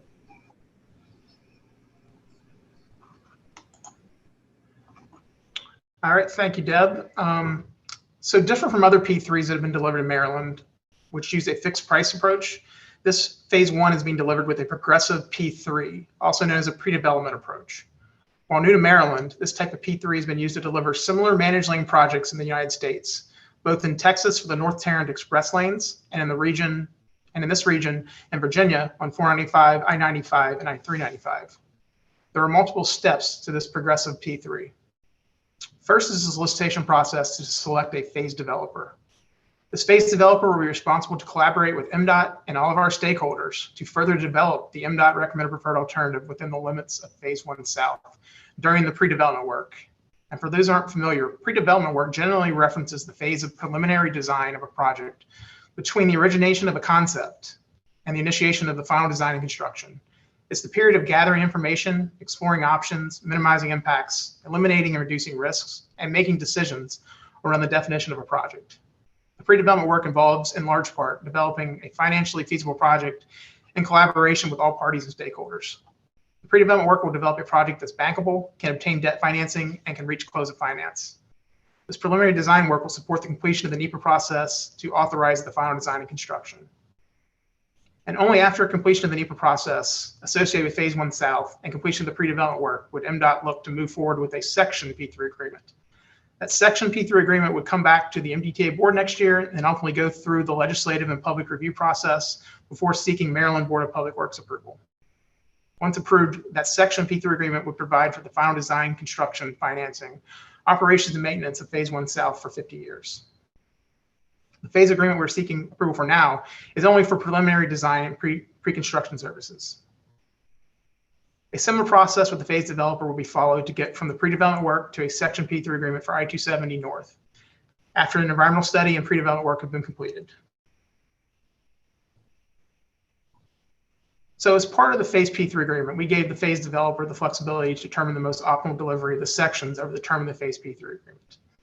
The minimum requirement was there had to be at least two sections, phase one south and phase one north, as the environmental processes are separate, and the phase one environmental process has not begun yet, other than the pre-NEPA work. But we did communicate clearly in the request for proposals that we wanted to maximize the limits of the first section delivered, and that delivery had to start at the southern end with the American Legion Bridge and advance north. So this figure is just illustrative of the delivery of the section P3 agreements and assumes 3 sections for phase one. But Accelerate Maryland Partners has committed to delivering the entirety of phase one south as their first section. And once the pre-development work is complete by the phase developer and the section P3 agreement is approved, the section developer will be formed for each section, and the phase developer equity partners will have a minimum of 51% ownership in the section developer. The section developer will then be responsible to complete the final design, construction, financing, operations, and maintenance for its section for the next 50 years. This will include forming their team for the section developer, including designers, contractors, and investors. So there's no requirement to use the same designer, contractor, or investors other than the 51% controlling interest in the section developer by the phase developer equity partners. And once all section agreements of phase one have been completed, the phase developer P3 agreement would be complete. So for the phase agreement, we use a competitive solicitation process with 2 steps, including a request for qualifications and a request for proposals. The request for qualifications resulted in a short list of 4 highly qualified teams. After we had a short list, we had a nearly 6-month collaborative process with the proposers. We started with a draft RFP issued in July of last year and went through significant meetings and interactive meetings, over 1,500 written questions and clarifications, and consideration of innovative concepts from the developers. At the conclusion of this process, we received 3 technical proposals in December 2020 and 3 financial proposals. The teams were Accelerate Maryland Express Partners, Accelerate Maryland Partners, and Capital Express Mobility Partners. The evaluation process followed a tiered process. It started with the technical and financial review teams. These technical and financial review teams limited their evaluation to their specific technical evaluation factor or financial factors. Once the initial ratings were completed by the technical evaluation teams and the financial teams, the evaluation committee was convened that included senior leadership from MDOT, MDOT SHA, and MDTA, supported by these review team leaders, and including community representatives from Montgomery County, from the Department of Transportation, and from Frederick County, from the Department of Planning, and a federal highway administrative representative. This committee met for over 50 hours, over 6 full days, to make their recommendation for selection, which was then presented to the selection committee, which was chaired by the MDOT secretary, MDTA executive director, and included the MDOT SHA administrator. As part of the evaluation, the technical evaluation criteria, including the sub-criteria to be responded to in the technical proposal, were tied to the overarching goals of our program. That included delivery certainty, minimizing impacts, maximizing value to the state, congestion relief, and community benefits. We provided weighting for each criteria and sub-criteria in the RFP, critical being 3 times more than important and significant being 2 times more than important. Adjectival ratings were used for the technical rating for each sub-criteria, criteria, and ultimately the overall technical proposal, using exceptional, good, acceptable, and unacceptable. And for the financial criteria, we wanted to use the competitive tension of the solicitation process to maximize the financial value to the state while minimizing future negotiating points during the progressive process. We define the financial criteria in the RFP and the maximum that may be submitted with no minimum or no floor. The proposers were advised they needed to best manage the financial risks as they saw fit within these percentages. So these percentages included their equity rate of return, their closing costs, their pre-development, their design and construction general conditions costs, their contractor markup, and their renewal work costs. Financial proposal also included their development rights fee and their pre-development work cap. So our solicitation for the Phase 1 agreement was conducted in a sound and thorough manner. All proposers were treated fairly and equitably. The evaluation was conducted in accordance with the requirements of the RFP. At the conclusion of the evaluation, the ratings determined are shown in this table. We determined that Capital Express Mobility Partners' technical proposal with a rating of good plus was only marginally better than Accelerate Maryland Partners' technical proposal with a rating of good. But CEMP's financial proposal score of just 665 of 1791 was much lesser than AMP's proposal. And because of the requirements of the RFP, technical and financial proposals were considered approximately equal in weight. We determined that MDOT and MDTA determined that Accelerate Maryland Partners' strong technical solution and best financial proposal made it the most advantageous offer to the state or best value. And on February 18th of this year, we announced the recommendation of award of the Phase 1 P3 agreement to Accelerate Maryland Partners.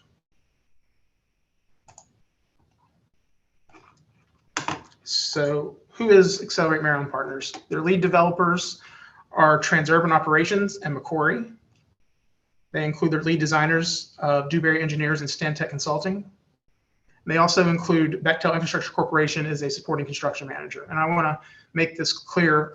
During the solicitation process, the RFP process, proposers were allowed to propose substitutions to their team that MDOT and MDTA could judge to be equal to or better than their original team. Both the CEMP team, who removed one of their equity partners, and Accelerate Maryland Partners made changes to their team. And during this process, Accelerate Maryland Partners removed Archer Western as their lead contractor and added in Bechtel Infrastructure, who's one of the largest contractors in the country. Additionally, they have exclusive subconsultants such as ECS Mid-Atlantic, Florida Landscape Architects, Soltez Inc., STV Incorporated, and Whitney Bailey Cox and Magnani. They've also included strategic partners for connected autonomous vehicles, CAVNU and SIP Maryland Project Company, and included a strategic partner for transit via transportation. Also included multiple firms for diversity, inclusion, and local workforce, including Modern Times, 3E Consulting, and Lizar. Lizar had significant experience in this region as they were the manager for the MGM Casino, where they far exceeded the the Minority and Women Business Enterprise goal for that project. So now I want to talk through the advantages of the state with the Accelerate Maryland Partners proposal. The team provided a strong understanding of the project with well thought out approaches to manage and mitigate project-specific risks, including design solutions that would further reduce impacts to properties, further reduce potential utility conflicts, and provide environmental stewardship, such as additional water quality enhancements. They've also committed to delivering all of Phase 1 South, that's American Legion Bridge to I-370 as a single section, with no Maryland funding. The proposal also provided commitments for additional improvements during construction of Phase 1 South to address Vision Zero goals by providing improved and safer bicycle pedestrian connections. As discussed earlier, it has commitments over the operating term for transit, estimated $300 million, community grant program at $50 million, and emerging technologies grants for connected autonomous vehicles at $25 million. And all these programs will be further developed during the pre-development phase, but these values are based on year expenditure. The team also offered a state $145 million development rights fee for the right to develop Phase 1, which would be payable upon financial close of the Phase 1 South Section P3 agreement. They included a comprehensive workforce development program, including working with small minority, disadvantaged, and veteran-owned businesses, working with local unions, working with local contractors, and engagement with the local community and organizations and educational institutions in the community. So the Phase P3 agreement scope is for a 10-year duration to allow all the sections to be developed and committed to. The phase developer will be our strategic partner to provide that preliminary design and pre-development services to further develop the improvements within Phase 1. This includes robust collaboration, engagement with the public and stakeholders, further avoiding and minimizing impacts to environmental resources, communities, property, utilities, and other features will be a strong point of work. We'll also be working to develop the community benefits agreements and looking to reduce risks through the project to MDOT, to MBTA, and the P3 developer through site investigations, design, coordination, and other due diligence activities. They'll be developing their sequencing plan for the delivery of all the sections of Phase 1 South, and also performing financial viability analyses to deliver the entirety of Phase 1 with no funding for Maryland. They'll be developing their debt financing arrangements and assisting in the development of the regional transit service improvements and the delivery of these improvements as part of the financially viable Section P3 agreements. So we established Opportunity MDOT to maximize opportunities for small, minority, and veteran-owned businesses and to maximize opportunities for workforce development and job creation in Maryland as part of this program. A large part of Opportunity MDOT has been engagement and utilization of those small, minority, disadvantaged, and veteran-owned businesses. And the phase developer is committed to Opportunity MDOT and advancing community benefits. Some of their commitments do include providing a workforce development program to identify, engage, and prepare local job seekers, including socially and economically disadvantaged individuals for employment opportunities, providing on-the-job training, internship, apprenticeship, and mentoring programs, and capitalizing on existing training programs provided by a network of their community partners that they've identified, offering incentives to employers and coordinating closely with local unions to integrate diverse community-based workforce into the work, and meaningfully engaging with the small minority, women, veteran-owned, and disadvantaged business community to exceed participation goals. The phase developer is already committed to exceeding the 26% DBE participation goal during the pre-development work. So some of the key terms of the Phase P3 agreement. The phase developer will provide $10 million security for the pre-development work. MDOT would be entitled to draw on that security if the phase developer does not meet the requirements of the Phase P3 agreement. The phase developer will fund its pre-development work at its own cost without a state contribution. The phase developer's costs would then be recovered upon successful financial close of a section. For example, if Phase 1 South does not meet financial close due to the fault of the Phase P3 developer, there'd be no pre-development costs reimbursed. But if Phase 1 South does not meet the financial close at no fault of the developer, and MDOT decides to terminate the Phase P3 agreement, the phase developer would be entitled to be reimbursed its documentable allowed costs not to exceed $50 million. And this would be exchanged for all the work product that MDOT and MDTA could then use to further develop and deliver the project. If MDOT and the phase developer cannot reach terms of the Section P3 agreement, the phase developer would be responsible for all pre-development costs incurred at that point. So there'd be no state liability. And the phase developer is required to submit a committed section proposal that provides date certain delivery for phase 1 South with no funding from the state, and they've committed to this.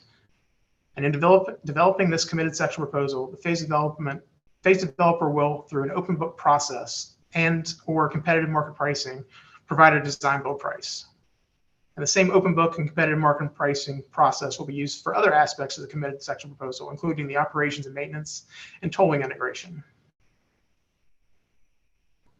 So for the Section P3 agreement, the phase developer is required to provide all the necessary financing to fund the project, including a TIFIA loan, and all project debt is non-recourse to the state. The section developer will be required to provide a performance and payment bond from its design and construction contractor at financial close. And there'll be future revenue sharing terms in each Section P3 agreement, so the state can participate in the upside if the project outperforms expectations. There'll also be a handback reserve account created for additional security by the section developer, and the state will have the first priority to access this account. And all future Section P3 agreements will be submitted for review by the legislature, DLS, comptroller, treasurer, and the public prior to seeking BPW approval. So I'm going to turn it back over to Deb Sharpless now to talk about MDTA's role. Thank you again, Jeff. So with MDTA's role, first, we've been involved in as an Hey, Jeff.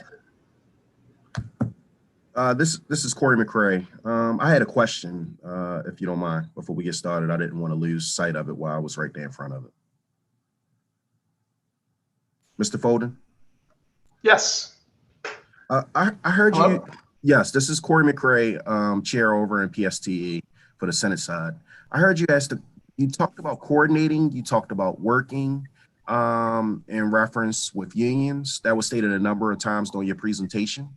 But I didn't hear the part about the PLA. I know that Chair Corman had brought it up. I know that we read articles about it, but haven't seen anything explicitly. Could you elaborate on whether one has been signed? Is this something that's just from the future, or if we're just hearing rumors? So a project labor agreement would be between the actual contractor and the labor unions. It would not be between the developer or the state and labor unions. But the phase developer has been working very closely with the building trades, LIONA, to develop into framework agreements to set the foundation for future labor union agreements. So they have some signed now, and they're still working with other labor unions to agree with those now. Jeff, Senator Greg Slater here. I do believe, Jeff, maybe you can provide some clarity. There is one agreement that's been signed with the building trades, and then there are ongoing discussions with others. Is that correct, Jeff? Yeah, that's correct. Thank you. And obviously, Secretary Slater, the building trades are all crafts. So I don't know who the others would be. Maybe it's different phases. I'm not sure. I don't want to assume. But the question that I would ask is, would this be able to be shared with the respective committees so that we have a better understanding and can articulate in reference to what that agreement looks like? Absolutely. I think we can reach out and get a copy of what had been signed with the building trades. And then essentially what I'd say is we'd probably provide the committee just basically a summary of where those negotiations and discussions are today. That would be perfect. Thank you, Mr. Secretary. Thank you, Chairman Corman, for your diligence. Ms. Sharpless, why don't you pick back up with your presentation? Thanks for the brief break. No problem. Thank you. So starting off with solicitation, MDTA has been an active partner with our sister agency, SHA, throughout this entire process, whether it's been document development, reviews, the selection, and also serving as the tolling subject matter expert. We also have the responsibility of setting tolls and the process. I'll address that further, both dynamic tolling as well as the process in a subsequent slide. We've designated the project as a transportation facilities project and obtained the associated leasehold for phase 1 South as is required. We anticipate issuing limited recourse notes This is discrete or separate from our existing trust agreement. Earlier, we were talking about risks if MDTA was involved. This separate trust agreement isolates or insulates our existing facilities and its revenue from any bondholders of this project. We do not expect these notes to exceed $100 million. And again, there are no recourse against MDTA, MDOT, or the state of Maryland.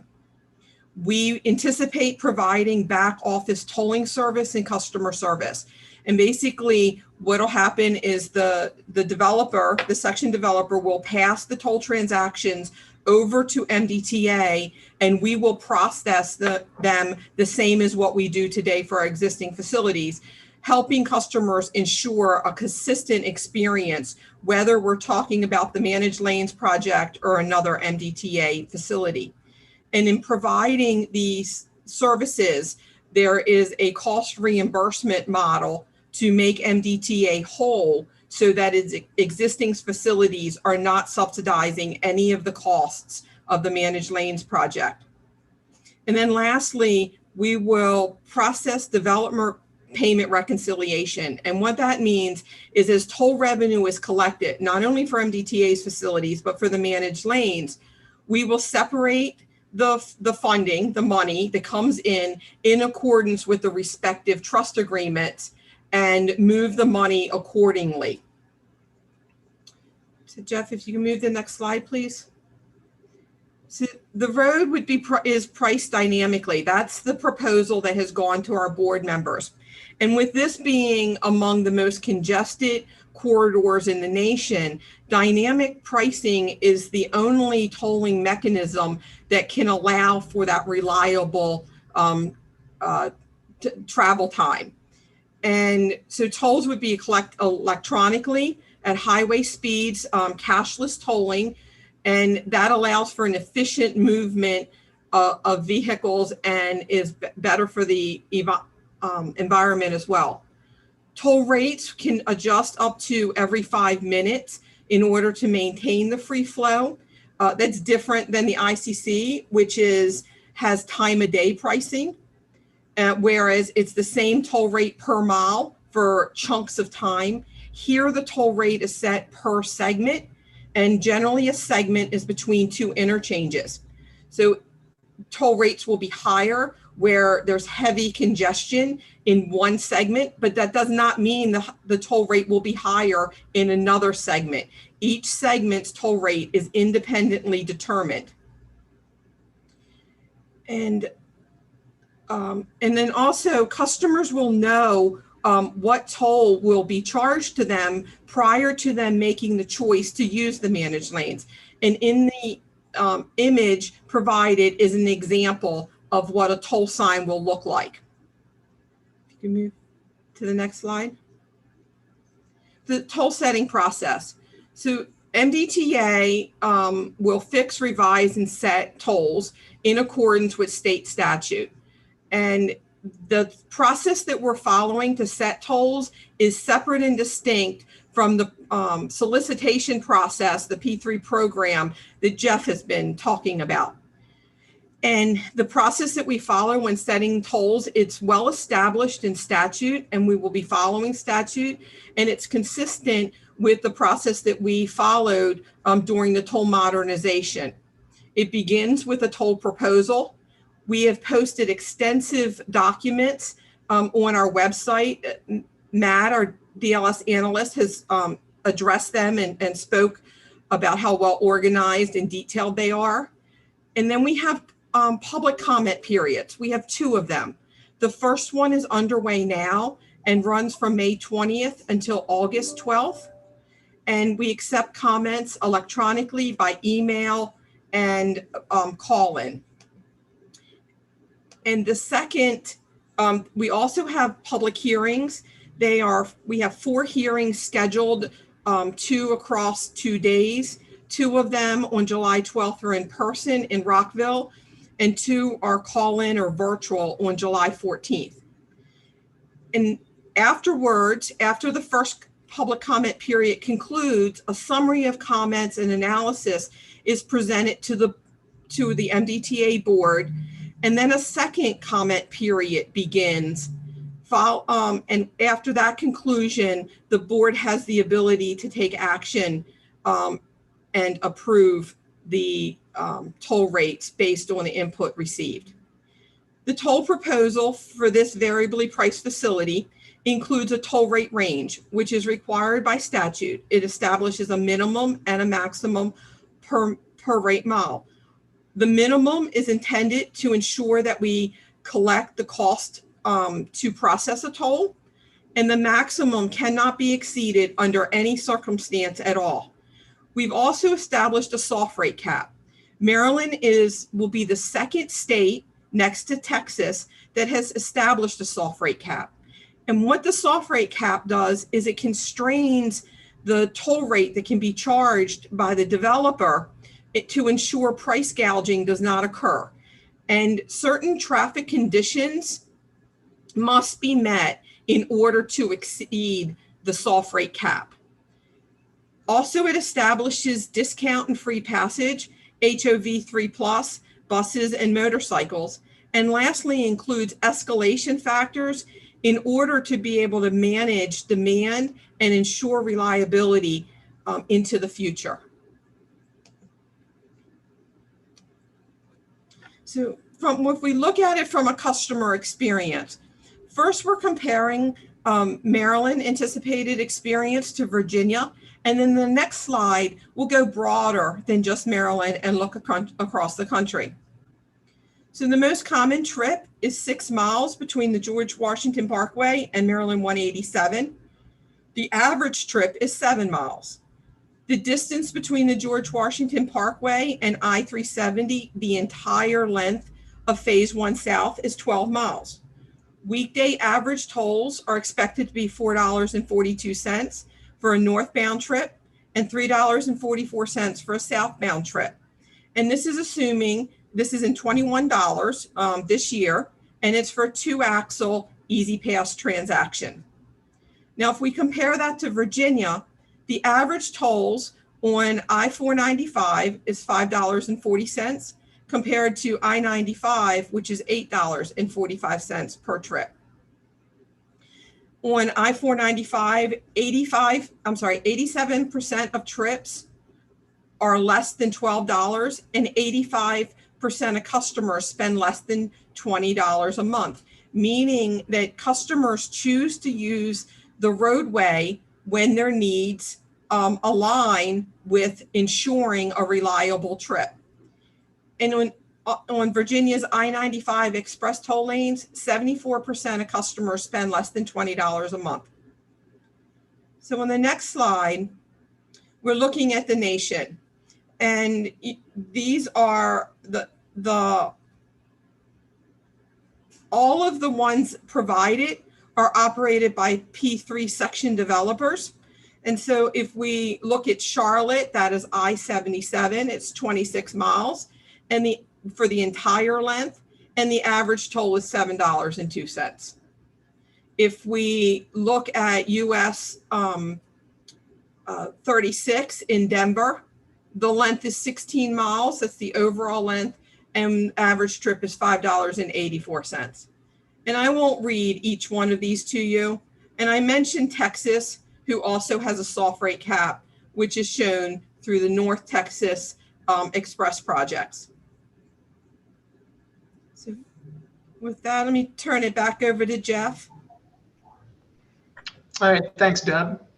So lastly, I want to update you on the MDOT commitments to the Board of Public Works. One of the commitments we made back when the P3 designation was approved was that mass transit vehicles will be able to use the managed toll lanes for free.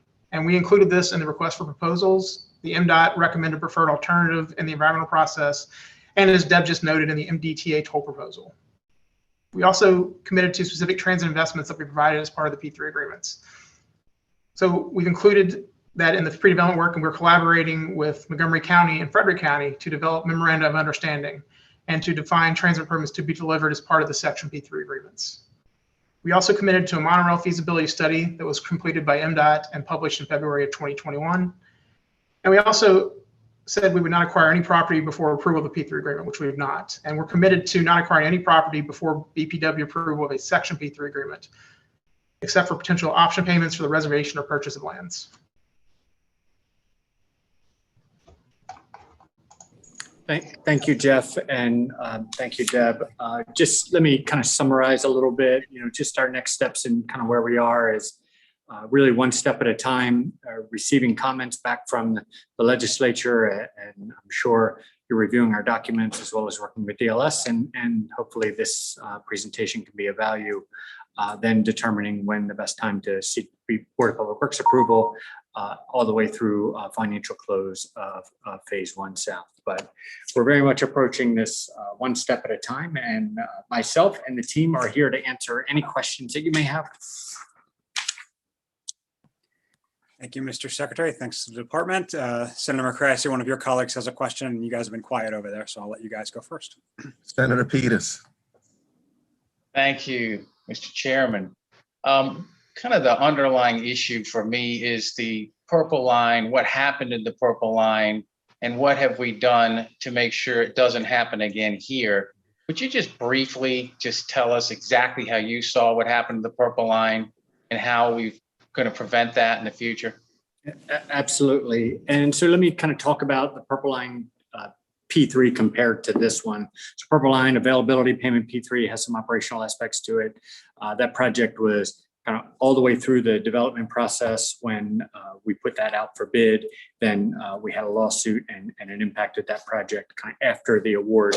The way we've structured this project is and the shift that we made in this project probably about a year or so ago is very much due to some of the challenges that we're having in the purple line in doing a project development agreement type of an approach. So in this type of an approach that we're putting forward today is we bring a developer on board. We are then with that developer as we're working with the community, as we're finalizing our environmental process, as we're adjusting and shifting where we need to be. And then at the end of that process, you get to that agreed upon scope and price. And so, what they do is once we get to that construction contract, which will be back in front of this committee for down the road, you really get to the point of not awarding a contract and then having to adjust that price later on. So, if we award a contract, then go out and start to work closer with the community or start to make shifts in the project, then you're required to do change orders and those types of things, where this project and this process will allow us to do that work with all of our stakeholder agencies, with all of the communities, get to that more of a fully baked cake and then agree upon that price. And that's what we would put forward as the section agreement. So it sounded like you could substitute different groups within the team, from what I heard, unless I heard that wrong from Jeff, that there was a substitution possibility if you found a different, say, I think when you pre-bid, you had a different construction company, but is that true? I mean, I'm guessing from, a bidding standpoint, that other company would have to come in and basically match what the previous one did. So how do you work the substitution part when you have a team moving forward and one person bails out and you've got to get another, or you guys actually want another one? Sure. No, I mean, let Jeff answer that question, but let me in specific, because he was really working kind of in the day-to-day process of those types of things in the procurement. But, essentially, as you get further down, if maybe there's an expertise that is identified as a need later on, as you get to that kind of fully engineered project, you may need to add a team member or switch a team member, those types of things for the specialties. But Jeff, maybe talk through some of the process in terms of how you change members of the team, I think, because there are minor members and there are major members, those types of things. Yeah, I mean, what I was talking about earlier was during the solicitation process, the teams had the ability to make changes to their team during the process. They had to demonstrate to MDOT and MDTA that their team was still equal to or better than previously done. So that was done during the solicitation process. There's a similar process during the pre-development work where they could also propose making changes, but there are certain restrictions where, and just an example, the equity partners, if there's a 20% equity ownership in the phase developer, that would have to come through the Board of Public Works for approval. So there's steps for that too. But when you get to the section agreement, those teams will be formulated separately later. So they haven't been formulated yet necessarily. There'll be a competitive design build procurement to bring on the final design build team, and they'll have their subcontractors and sub-consultant designers and everything. So really, this is the lead development team for us, who is the higher level but there'll be future procurements for things like design build and such. Okay, thank you. Appreciate it, Mr. Chairman. Thank you, Senator Peters. I know you've got a lot of time left, but thanks for your service. We miss you already. Let me turn to Delegate Kittleman. Thank you, and thank you for the presentation. I understand what you said about the contracts, and I think it makes a lot of sense, but I'm confused. There was a question earlier about why would the developer do this? And it occurred to me that it is not absolute that the phase developer will be the section developer, as I understand. Maybe that's wrong. And if they're not, and they're just reimbursed for cost, doesn't seem as though there's any profit for that entity. And along with that, if there are more than two sections, well, section that is going to be done now, and if there's another section later, they could be done by another developer. Would there be two developers who would be operating separate parts of the whole system?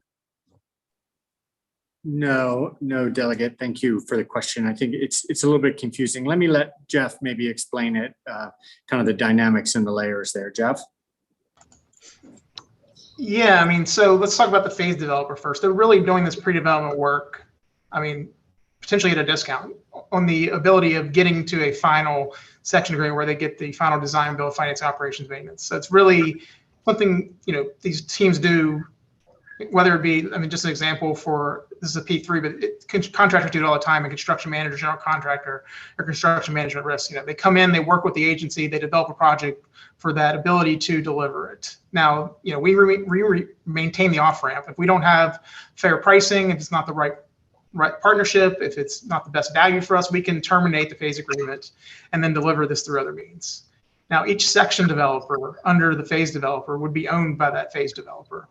So they would be owned 51% by that phase developer, but they could bring in additional equity partners for the section agreement, or they could bring in. You're going, I say that again, the phase developer is going to own. The phase developer will own the section developer. So okay.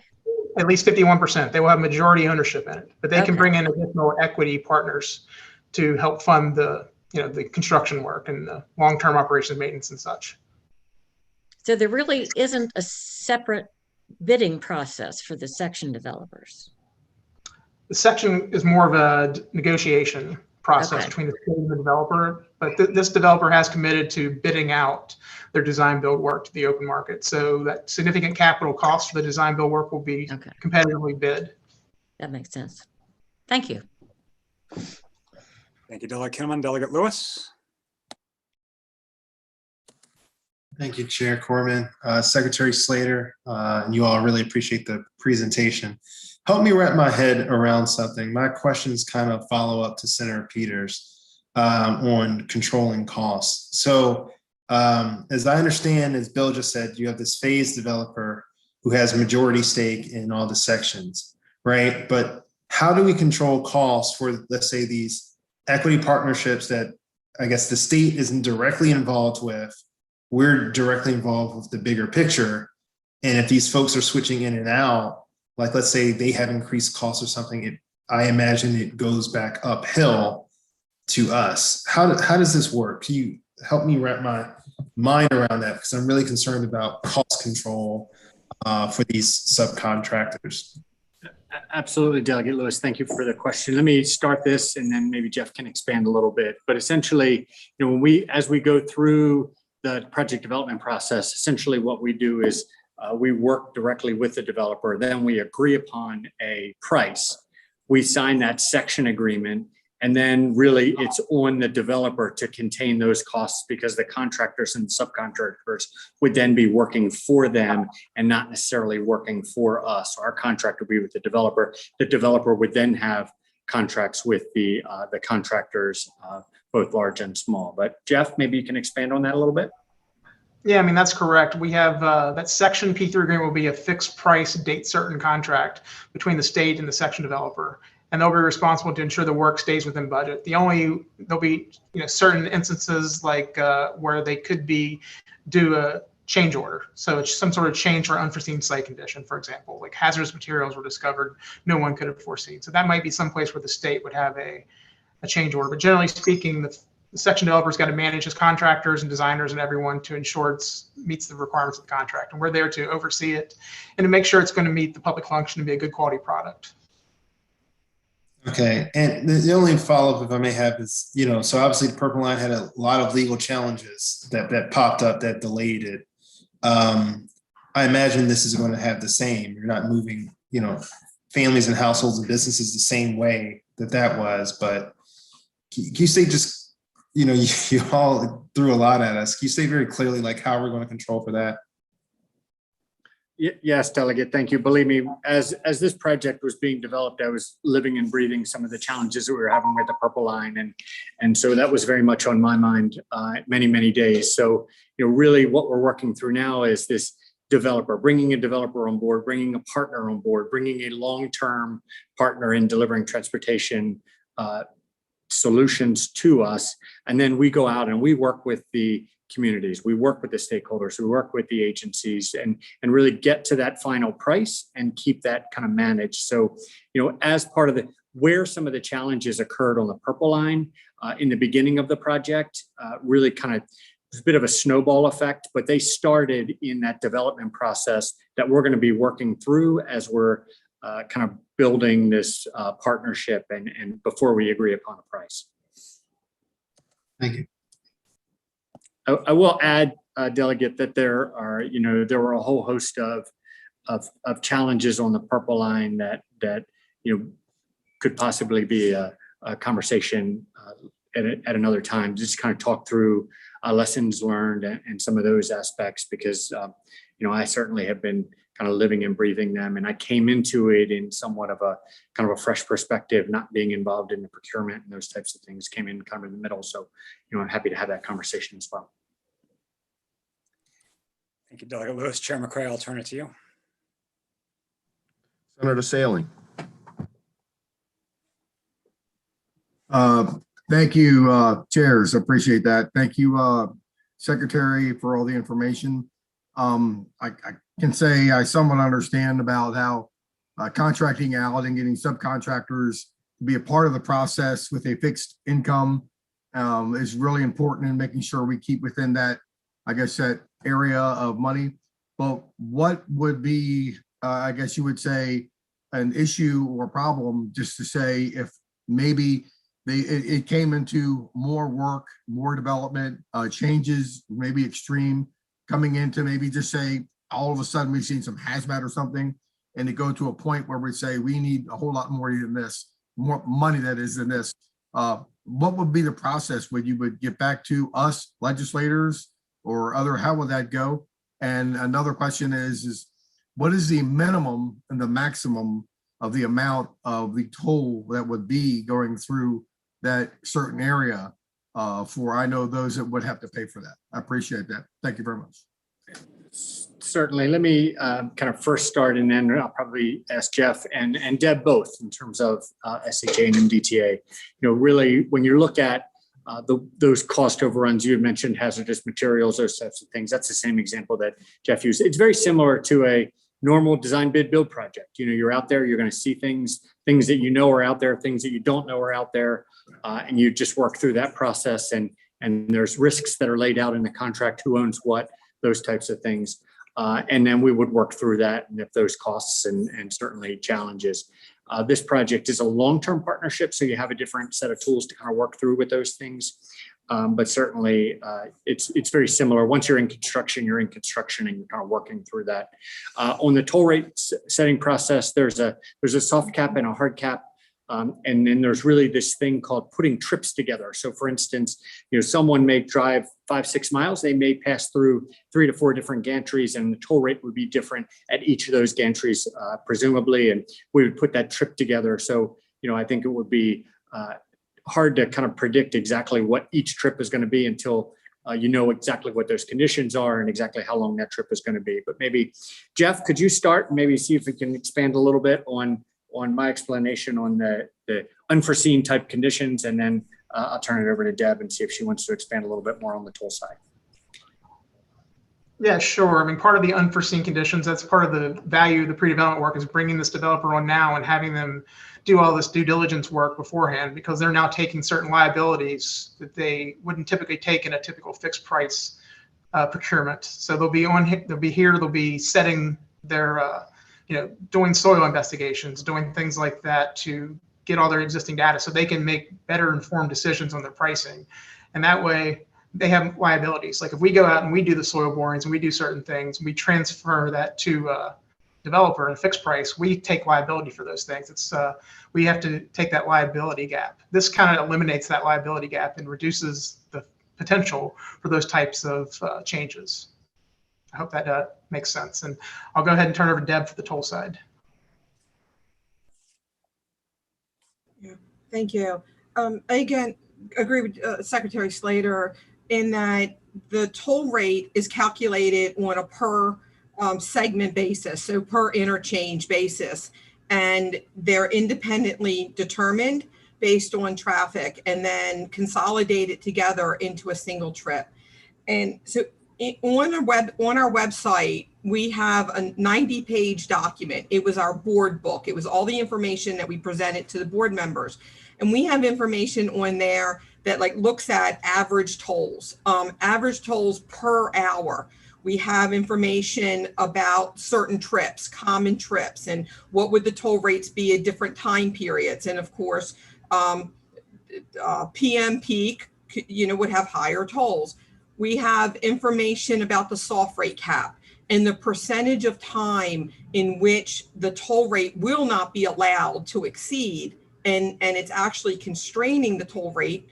And then also data on the frequency in which it's reasonable to expect that it will be exceeded. And it's broken down by segment. So because different, do I assume a full length trip? Do I assume a partial? The information that we presented in your materials are what our traffic work has shown for averages, and the average length being 7 miles, the most common trip, George Washington Parkway to Maryland 187.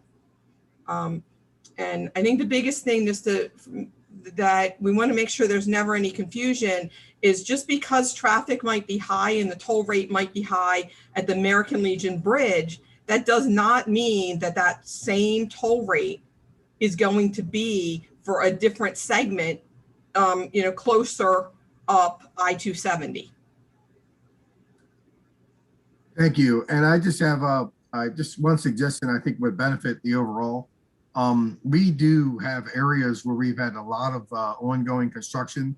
I'd say in Trade Point Atlantic, as you know, there's a lot of things going on down there. I'd like to suggest when we start these projects and throughout the time, which I know this will be a long time frame of things going on, that I know you have public comment and things that are going on. With town halls and things that you do, my suggestion would be this long time frame of all this work, it would be good to have more opportunity and out time to get with the community and have it ongoing and have conversations with them as you have with us. I think it would be a benefit. That communication is so important. Thank you very much, chairs, and thank you for that information. Thank you, Senator Salling. I mean, just an observation, it's great to talk to the community, but when the question is, what's the toll? And the response is, there's a 90-page document on our website. I get a little nervous about what I'm going to tell my constituents when they email me to talk about tolls. Delegate Solomon? Thank you, Mr. Chair. I couldn't have said that one better myself. Mr. Secretary, it's good to see you. I much prefer to see you when we're talking about new rail tunnels and talking about the MARC system.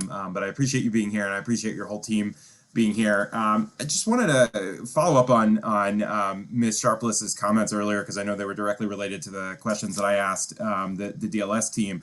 And I guess I also just wanted to sort of start off by saying, kind of reiterating what we discussed with DLS, that again, we're not going to get that value for money analysis until after we've theoretically committed ourselves to a $50 million contract, which again, if we are truly analyzing the pluses and minuses of both options, we should be doing it before any money has been shelled out or any contract has been signed.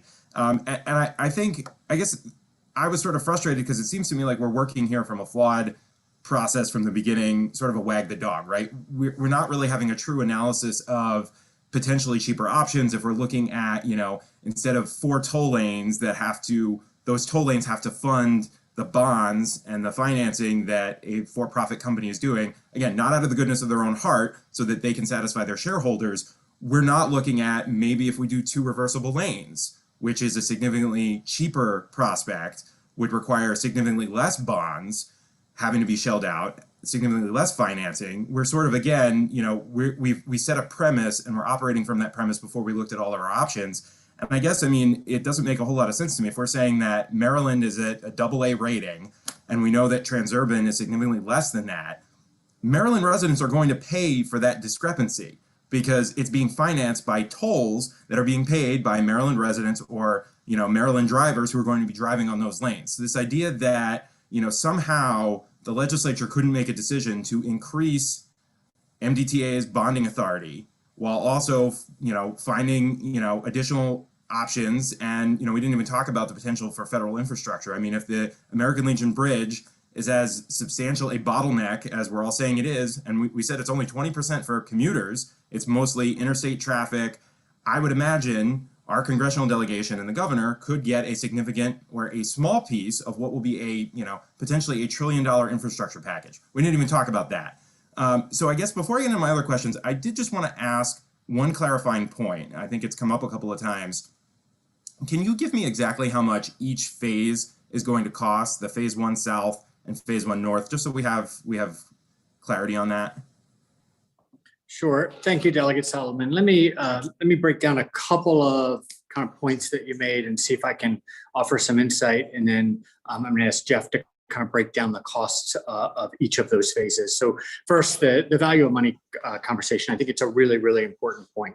And so essentially where we are today is the developer contract states that if we do not do the project, if we're fortunate enough to get approval of this contract and we do not do it, then we pay up to $50 million for the work product that they developed over the course of the next year. So as they're developing that work product and we're doing our value of money process and submitting that value for money analysis with the construction contract that would come down later on the road, if at that point we made a determination that it would be better for the public to do that project versus a private sector project, then what we would do is we would pay for that work product that had been developed by the private sector team. We would take that product and bring that into us, and then we would incorporate that into our process. So, what we would pay the up to $50 million for is for the work product that they would do. So for instance, we enter into a contract, they start the detailed design on the American Legion Bridge. We work through that. Then all of a sudden we do this value for money analysis that determines that we'd be better off to do that as the state. Then we would pay for that work product of the designs of the American Legion Bridge to move that forward. So they would be paid for their services. Every dollar we pay them would have to be for a work product and a deliverable. So we couldn't just pay for no service. On the reversible lane side, we really did some very, very detailed analysis as part of our process on the reversible lane alternative. And we found very clearly in our modeling that it had a lot of challenges in 10 years and 15 years as the growth that was coming in the corridor. We are happy to share that with you. If you're in the interest of time, we can share it outside this hearing. We're happy to share that in this hearing. I'm sure Jeff has it on his computer, but I'm happy to kind of share that analysis with you if you so desire.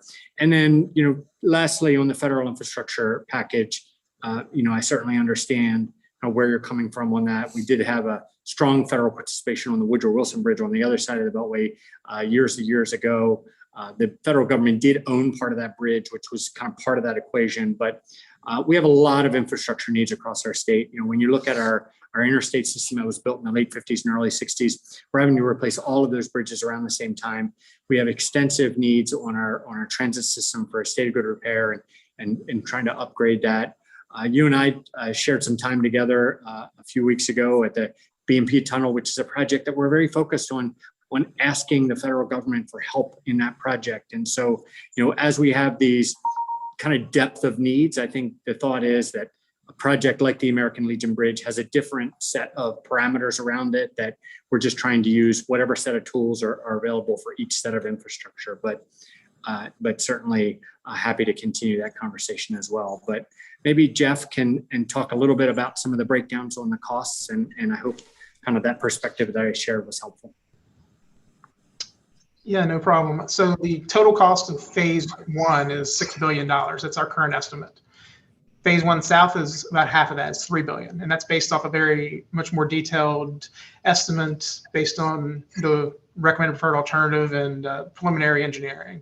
The northern section is $3 billion as well. It's based off of really a cost per mile estimate. Since we haven't really gone through the preliminary and detailed design to define the alternatives and the costs, we used a cost per mile estimate as a high planning based on the regional plan at the time.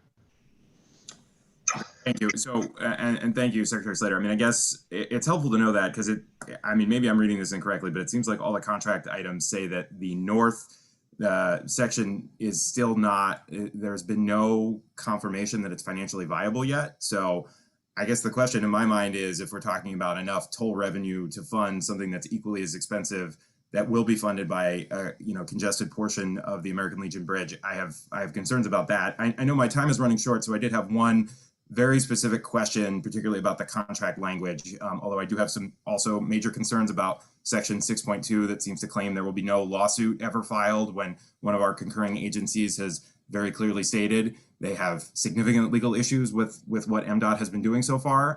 But the question, I guess, is on the non-compete clause. So, we've had a lot of conversations, and I think MTA is doing a wonderful job on MARC expansion. And obviously one of the conversations, the Brunswick line, the Penn line, the Camden line. But so let's say, for instance, and I know this is something that's very important to Delegate Krim, we're looking at 5 years, or in 2 or 3 years, we have a huge rail infrastructure package that we're going to get money for the Brunswick line. The way that I read it in the contract the draft contract that's been put out, or the draft documents, is there could theoretically be a veto from the concessionaire of these sort of transit projects. Well, Secretary, I see you shaking your head on that. I want to make sure that there isn't going to be a problem where if in 5 years we are looking at a potential third rail for a Brunswick line that is going to substantially reduce traffic on a fictional 270 expansion, again, that's not even financially viable at this point, then we're not going to run into a veto, or like Virginia had to negotiate with Transurban to literally make sure that they weren't on the hook for millions of dollars because Transurban had a clause in the contract that said they couldn't build a new road. Sure, thank you. No, in fact, and Jeff can expand on this as well, we by law cannot have a non-compete clause in our contract. So Jeff, I know Jeff has spent extensive time on that and making sure that we have a lot of flexibility in doing what we want. We believe that in that corridor and many corridors across the state, then we need both transit and highway solutions to meet the growing population needs. So, Jeff? Yeah, Mr. Secretary, you're correct. I mean, the state law does not allow a no-compete clause for things like transit, so that's not even an option.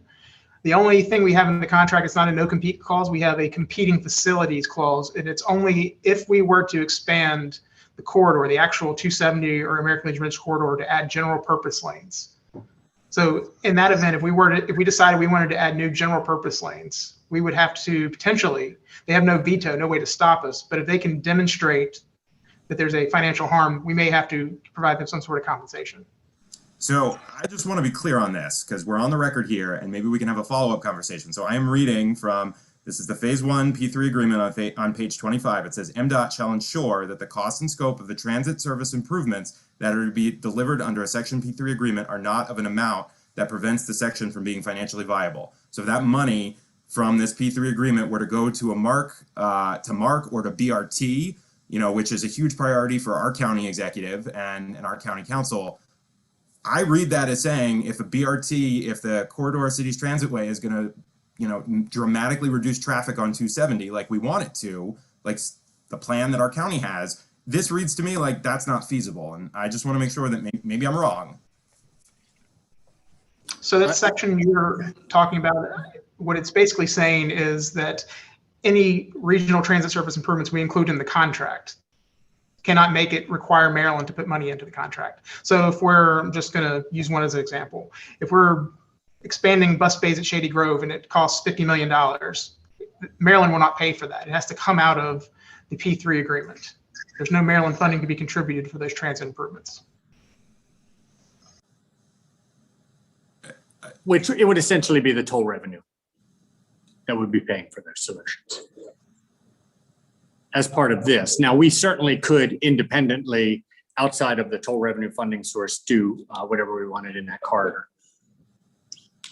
I'm going to take your word for this, Secretary, because honestly, I feel like if I work at Transurban and I see that there is a massive investment from the state of Maryland that is going to dramatically reduce the profitability of my company, I'm taking you to court over it. And maybe none of us will be here when that happens, but Transurban's not stupid. They're putting $6 billion of their own money on the line here, and this clause makes me very nervous. Thank you. Let me just ask a follow-up before I recognize Vice Chair Krim, which is, could you just talk about the interplay with the Virginia non-compete provision? Because they have a different provision. Obviously, their agreements were negotiated long before ours. So can you just talk about how that interplays with the Maryland side? Certainly, it's really not a factor for us. I mean, their contract is very separate from ours, and we don't have that non-compete in ours. So, you know, for us, that's a point that we're just not going to give on. Okay, but if you wanted to send a tram across the American Legion Bridge, you know, we own the river, but you know, when you get to the other side, what's going to happen if they have a non-compete? Sure. I mean, if you take, for example, the recent study that we just did with Virginia Rail and looking at transit opportunities across the American Legion Bridge, it really determined that there's a lot of opportunity for things like commuter bus services across the American Legion Bridge. We could do that, and financially that would not have an impact on us. We could do as much. In fact, we think that's a great solution for us in providing those types of services using these managed lanes. I don't know what the impact of that would be financially for Virginia, but for us, it would be no impact at all. Right. You know, the buses need to stop somewhere when you get to the other side. Sure. So there's maybe a little bit more thinking you want to do on how Sure. those things operate. Vice Chair Krim?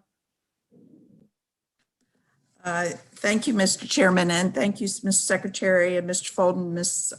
Sharpless, for being here. And I don't agree with everything that you've put in your report today about telework, but I'm not going to go into details about that.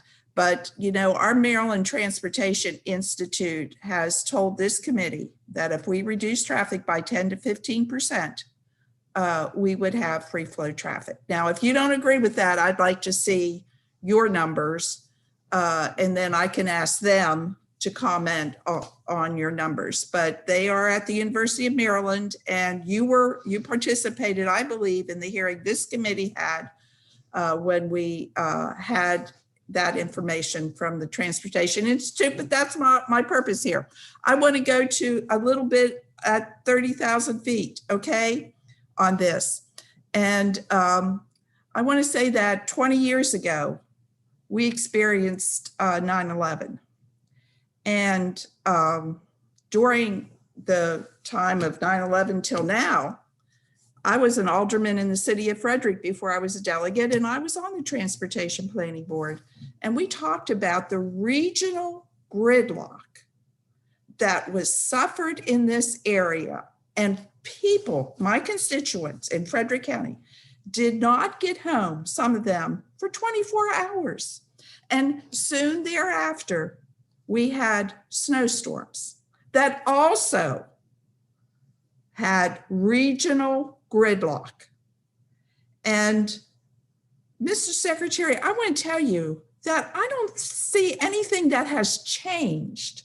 So if we were to have terrorism attack, if we would have natural disasters, where are we now on regional gridlock?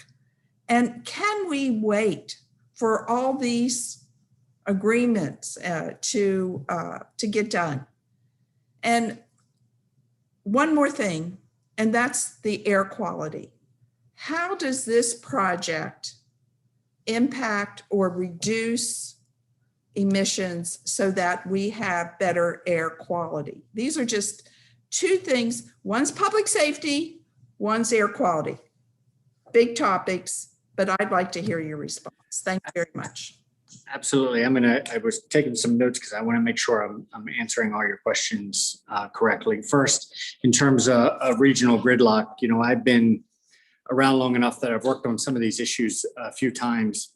The first time, the Capital Beltway Planning Study, we looked at a couple of different options there. The actual outcome of that one was the purple line, certainly under construction today, connecting some of those population centers. Then we did the I-270 multimodal study, which was a project very similar to this one in terms of options that are forward, but it also had a transit option called the Corridor Cities Transitway. It was a dual process between Federal Highway and FTA. There was a decision made many years ago in the middle of that process, right after we got to a draft environmental document, that we would stop the work on the highway portion and we would move forward with the Corridor Cities Transitway. That just has not advanced very far since that process, although we've gotten further in the planning process. We even looked at, we had a project called the West Side Mobility Study, which was essentially looking at the existing infrastructure that's out there today. Could we do things like 10-foot lanes and those types of things to try and add some additional capacity? But there were a number of other challenges that were raised as part of that process too, and 10-foot lanes, the instance of trucks and those types of things. So there were some safety concerns there, and it just never really kind of went anywhere. Then we have this project, which we know that we need both highway and transit solutions.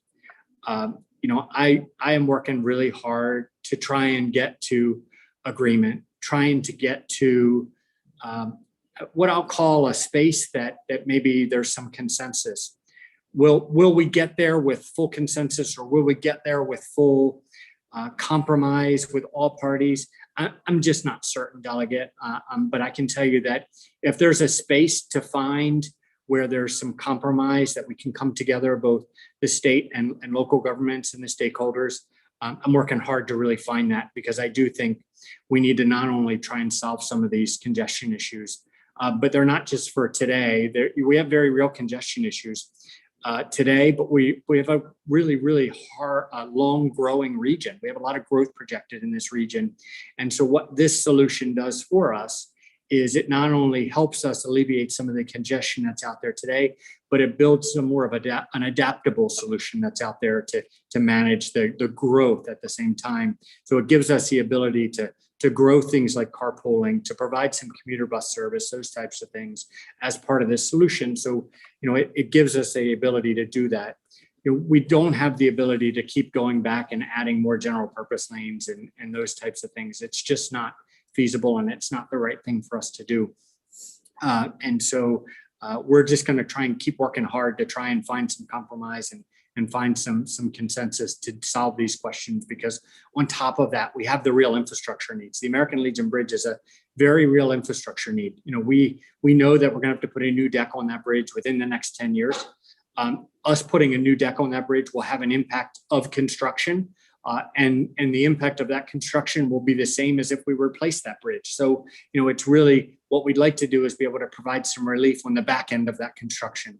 If you think back not too long ago when we had the tanker truck that overturned on the American Legion Bridge in the middle of the day, that gridlocked downtown DC for 12, 15 hours, those types of things. And so that is very much the problem that we're trying to alleviate. We can't do it alone. We can't do it with just this solution. We do need investments in MARC. We need investments in commuter bus service. We need investments in transit along that corridor. We need investments in BRT and 355 and the Corridor Cities Transitway, but we do need this as well. And so that's kind of where my perspective is. I think if you look at the air quality question, and we're doing some extensive air quality modeling as part of our NEPA process and looking at some of the options there. But the way we're thinking about this is, if we can manage this growth in a way that we can increase carpooling and those types of things, if we can increase commuter bus service with the use of these managed lanes, if we're able to make some investments in some transit solutions along this corridor, then we'll be able to manage that growth and reduce that. We have seen a lot of growth in electric vehicles along this corridor and hybrid vehicles. I think we're going to continue to see that. and continue to make those investments, because frankly, what we're seeing on the environmental front is those, it's not only VMT reduction that's going to help with our air quality, but it's also the conversion of the fleet to electric vehicles that's going to help us greatly. So, I think we're just really trying to manage the growth and trying to find more adaptable solutions. But I'm answering your question, but not really feeling like I'm answering your question. But I'm happy to kind of let our team expand on that if they would like to kind of add some things to my perspective as well. Well, I'll just add in here that, I didn't think there was a really specific answer here, but I just want you to know that there are people out there who remember those days, remember regional gridlock, remember the terror that was in this area.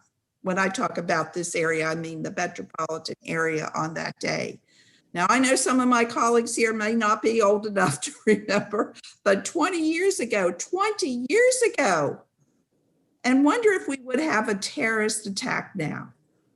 And we haven't improved enough. And you just mentioned all the studies that we've done, and we haven't done those projects. Here we are. So I don't need to hear from your colleagues, Secretary Slater. I know that you've done it with that answer, but I don't want to take any more of the committee's time. Thank you, Mr. Chairman. Thank you, Madam Vice Chair. Just for the benefit of my colleagues, no one else has questions except me. I have a long series of questions if you want to take a coffee break while I'm asking my questions, and then we'll hear from our public testimony unless anybody else raises their hands with further questions. Mr. Fulton, would you mind putting the map of the project back up? I think this question is for you, though obviously, Mr. Secretary, up to you how the questions get answered. So just while you're getting it up, Mr. Fulton, I know you don't need it in front of you to know this. I sort of look at your phase 1 south or whatever the current designation is and see 3 discrete segments within that. And I'm not suggesting breaking that up. That's not what I'm doing. Just for purposes of our conversation and organizing thoughts here. It's the American Legion Bridge and then sort of north on 495 to 270. The 2 spurs between 270 and sort of to Old Georgetown Road, I think is how you have it designated. And then that 270 piece up to 370.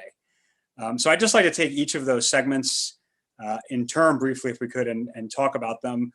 Question 1, and maybe this is for you, Mr. Secretary, actually, because you sort of touched on this, which is a constituent asked me a question I didn't know the answer to, which is during the actual construction of the American Legion Bridge, whether it's through this project or the deck replacement that you described or whatever it is, however it's done, however it's paid for, whatever contract, how's that actually going to work in practice? I mean, what's the actual logistics of constructing and replacing the bridge in terms of abilities people to get to and from work? Or I guess you're now saying that 80% of the trips aren't about work. So, to and from play. Absolutely. It's trying to manage traffic during construction is a real challenge. And I think there's a variety of strategies that you can use. Essentially, you try and, I don't want to use the term squeeze, but you lessen the lanes down to kind of 11 feet and keep the capacity that you have out there, and then start building these bridges in sections as you get there. You can do the work under the structure, and people that are using the corridor don't necessarily feel that, but it's just kind of a manage that. The other thing that we've looked at a lot and has worked on a variety of other areas is, supplementing things like transit service, adding commuter bus service, those types of things during construction to see if that'll help. And I'm trying to remember the old program it had a slogan. I can't remember what it was, what we did on the Capitol Beltway when we had that construction. But yes, and it's a pretty intricate operation that as we started to get down, depend on what kind of structure it is, those types of things would be able to manage kind of what type of construction management we would use during that process. Okay, and I always appreciate hearing your Secretary. I just warned you, I have a lot of questions, so you just want to Sure. We have as much time as you need. You have pledged, it may or may not be in the documentation, I'm not sure, that there'll be a pedestrian and bicycle way on the reconstruction American Legion Bridge. What assurance do we have that will hold, which it did not under your predecessor under another bridge project further to the south? So we've built it into our NEPA document. So it's be part of the commitments that are made in NEPA. So, when a commitment is made in NEPA, it's also translated into the permitting process. The other thing that I'll add is I take the commitments that we make as a department very seriously, and I take the commitments that I make personally very seriously. So, we stand here today with a strong bike and pedestrian connection on that American Legion Bridge. Right. And let me just mention, Mr. Secretary, as I've said to you multiple times, you and I aren't going to be here when a lot of this comes to fruition. And I want you to be here as long as you want to be here. It's not about that. It's just this is a very long-term agreement, as we've discussed. I understand, that when the Wilson Bridge was reconstructed, it was or the new bridge was constructed, it was constructed with transit in mind. That is not the case with the American Legion Bridge, other than the fact that you're going to tell me the lanes can be used for buses, which is different than building the infrastructure for a transit connection. I just want to be clear that you are not agreeing to reconstruct the American Legion Bridge in a manner similar to what was done with the Wilson Bridge 15 years ago or so.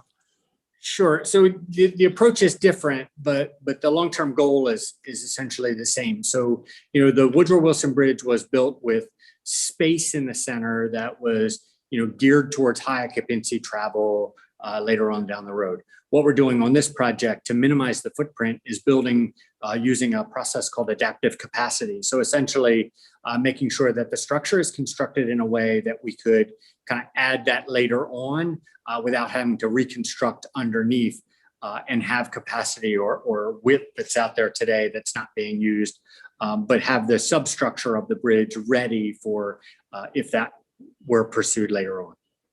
Great. And so on this segment that we're talking about, which is the bridge in that area immediately to the north to basically to 270, excluding the spurs, how many lanes is that in each direction now? Let me defer to Jeff. He's been living and breathing that. I'm trying to count them up in my head. Sorry, could you repeat that, Delegate? The number of lanes, yeah, Jeff, I mean, you guys can decide, Mr. Fulton, you guys can decide who answers which question. I think on some of these, you're probably dealing with it every day. So the question is, how many lanes in each direction? Sorry, how many lanes in the American Legion Bridge in each direction currently, and that area just north of it to 270? So on the American Legion Bridge today, there are 10 lanes, I believe. It's 4 lanes in each direction, then 1 lane that connects GW Parkway to Claire Barton Parkway. So that's 10 total lanes. As you go north on the Beltway, once again, you're back down to 4, but you do open up to 5 lanes when you get to the HOV lane that starts picking up going to 270. Okay, so after this project, how many lanes will be on the bridge in the area to the north? There'd be 14 lanes on the bridge and 12 to the north. Great. And can you just describe what changes to the entry ramps and exit ramps will be necessary to construct the project for this particular segment? Briefly. Our current proposal is there would be at the George Washington Memorial Parkway, we'd be constructing new direct access ramps to the George Washington Parkway, maintaining the existing general purpose lanes at George Washington Parkway, River Road, both managed lane access and both general purpose access will remain. What about Clara Barton Parkway, Cabin John Parkway? Clara Barton Parkway would just maintain its general purpose access. Cabin John would also have managed lane access and general purpose access going northbound. Okay. What about impact to arterials that you anticipate at this time in that segment? Can you be more specific in your question? Sure. There are numerous roads that bisect that. You just named a bunch of entryways and exitways. What impact do you anticipate on the arterials from those cars? Or do you anticipate no impact on the arterials? Yeah, so part of our analysis is we do look at each arterial and each interchange and intersections, I'll say east and west or north and south of the interchange, whichever direction you're going. And what we're looking at now is where we have to potentially mitigate for increases in traffic volumes. So we're looking at things like providing longer turn lanes, providing additional turn lanes, other type improvements like that, signal timing improvements, things like that, so we can ensure that the arterial roadways are going to operate, for 2045 acceptably. We're required to do that for the Federal Highway Administration to get interstate access approval. Right, but that's very general, and I appreciate it. But the specific ones there, do you have any particularized concerns that you want to share? I don't have those particular numbers in front of me, so I couldn't comment. Okay. Any changes to overpasses in that section that are necessary? The bridges would have to be reconstructed. So Persimmon Tree Road, River Road, things like that. Okay. Any federal or federal land or parkland impacts in that area? Or both? There are parkland impacts. Both. Yes, there are parkland impacts. Federal, you've got the Federal National Park Service and 3 quadrants of the American Legion Bridge. And there's Maryland National Parkland throughout, Cabin John, for example. Okay, and you're working with them on how to address that issue since they own that land? Yes. Okay, and in that area, utility relocation, do you have a sense of the scope of the issues for that segment on utility relocation? As you know, a hot button issue throughout the corridor, but any thoughts on that in this segment? Not specifically. I would say that, that is a huge focus of the pre-development effort, is minimizing those utility relocations. And as part of the AMP proposal, they had already significantly minimized the potential impacts. But that's really the focus of this pre-development work, is to identify utilities, work with the utility companies, protect them, keep them in place as much as possible, and minimize those that have to be relocated. Yeah. Okay. So the next section, I guess, is the 270 spurs. I think we can probably take them together, but if you want to break them up, let me know. How many lanes are on those spurs now? Oh gosh, I think 6 total in each direction. Sorry, 6 total, 3 in each direction. My apologies. Okay. And how many would there be after this project? We would be adding 1 lane each direction. Okay. And what kind of changes to entrance and exit ramps do you need there? I'm off the top of my head, there'd be managed lane access at 270 and 495. Democracy Boulevard would be retained as general purpose access. Westlake Terrace would have both northbound and southbound facing managed lane access. So that's the west spur.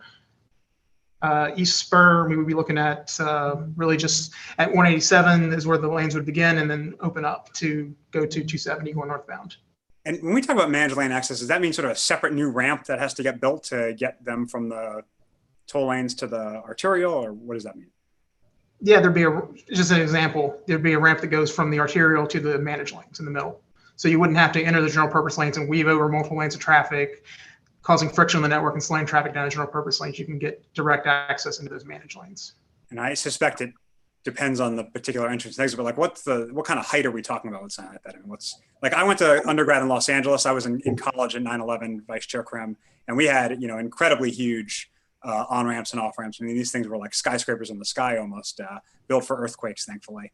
So how tall are we talking about for something like this? I mean, the ramps are generally the height of the bridges, and the bridges are about 25 feet tall, and then tie back down into the existing. So no different than an existing bridge you'd have today out there.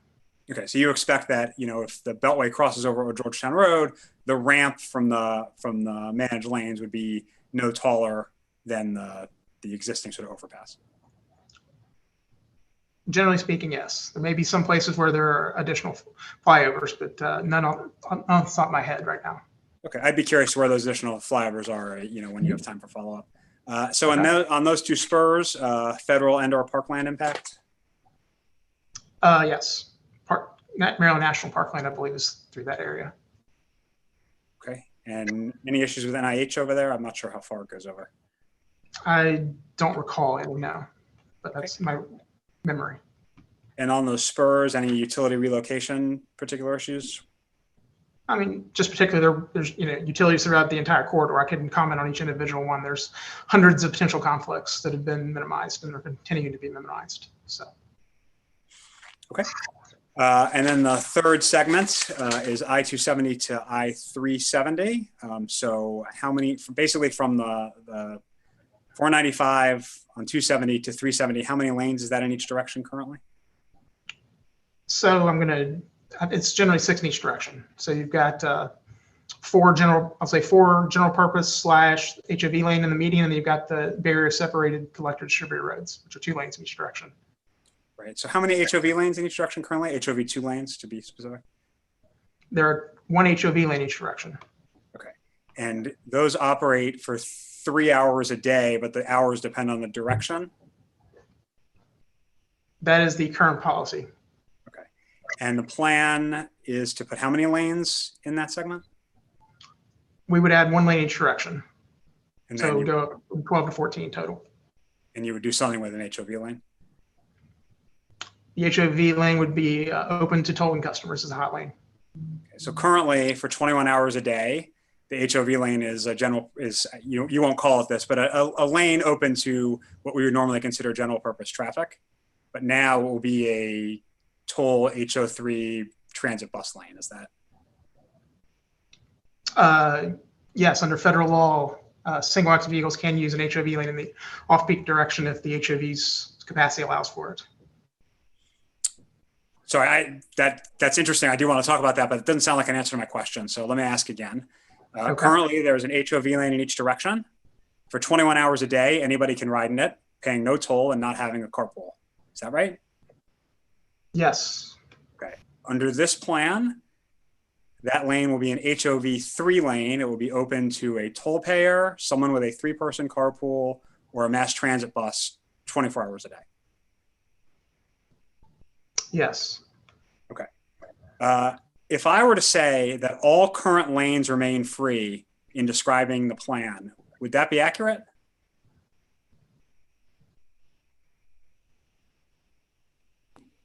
Sorry, I was coming off mute. Maybe kind of let me kind of expand on this a little bit. I think the carpools that are out there today, I understand kind of your perspective on those kind of off-peak hours. I think as we're trying to solve some of these challenges, the off-peak travel is very different than some of than the real peak travel in terms like that. But certainly, one of the opportunities that we had on the 270 corridor was to convert that HOV lane to an HOT lane to minimize those impacts. So, we thought that was an opportunity that we could work through. Yeah, there may be great value to that, Mr. Secretary, as a matter of transportation policy. I'm asking if you think the sentence, and you can answer this, Mr. Secretary, if you want, all current lanes remain free, sounds accurate in light of the shift in the HOV policy that's being undertaken or anticipated. Okay, don't answer it, Mr. Secretary. I just want to share that that's from the governor's television ad or internet ad, Best Path Forward, in which he says all current lanes remain free, which was released earlier this year after the preferred alternative was selected. Along that segment of the right-of-way there, what changes to entrance and exit ramps do you anticipate, Jeff? Mr. Folden, excuse me. Let me try to remember where we left off. I think Montrose Road would be the first one. They would have general purpose lane access. Moving north to, I believe it's Wooten Parkway, would have, it's a bridge today, would have new managed lane ramps only.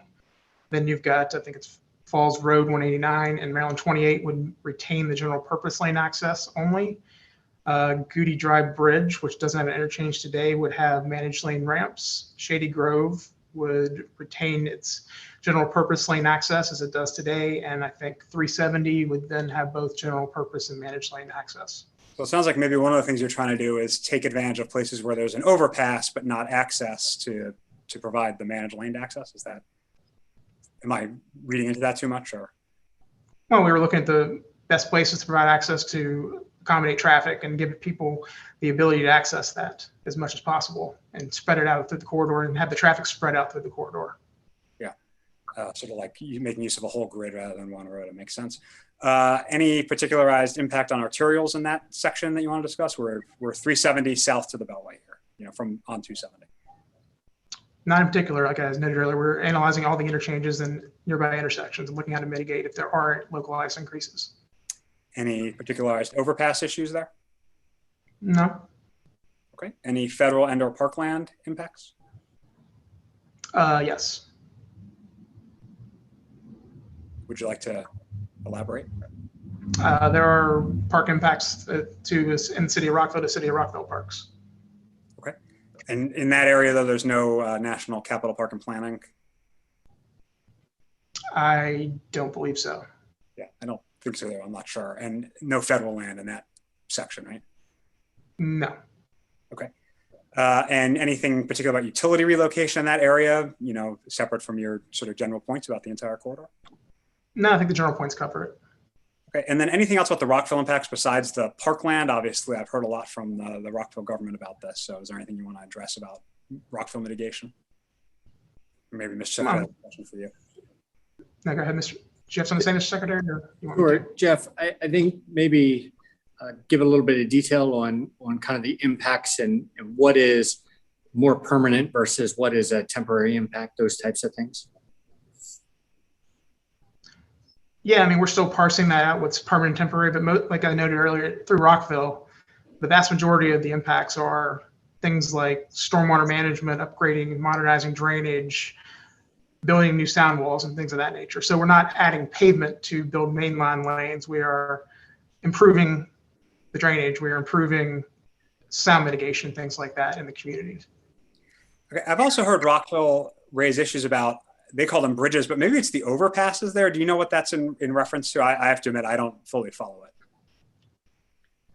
I've never heard that. I mean, the only bridges, like I said, are the existing bridges like Goody Drive and Wooten Parkway, which they own, that would have the managed lane ramps. So they would be reconstructed and provided those new ramps. That may be what they're referring to. Delegate, I can expand on this a little bit. I actually had a conversation with Rockville on this just yesterday. So, essentially what they're referring to are the impacts to bridges and roadways that are owned by the city of Rockville and responsibility on those. So it's just more about making sure that we're not going to do something that would impact them and having to make an investment in one of their local roads or bridges.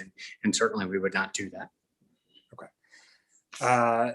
Thank you. So going north, there would be 8 lanes, including the repurposed and the new toll lane on 270. Is that in this segment we're talking about? Did I follow that right? Am I counting correctly? Well, there would be, today there's 6 7. going, say, northbound, it would increase to 7, and then 7. So up from 6. turn back to 6 when you get to 370. And then what is the width at 370, or not width? What is the number of lanes? I believe it's 6 in each direction. And at some point it thins out pretty significantly, sort of pretty far north, like Clarksburg. Do you know where it thins out to 2 lanes in each direction? I believe Clarksburg, I can't think of the interchange. It drops, the two CD lanes drop somewhere north of 124, I believe. And then a lane drops in Germantown, then a lane drops in Clarksburg. Okay, so any thoughts on how we're going to mitigate? And there's already a big bottleneck there. You're increasing the size of the funnel. So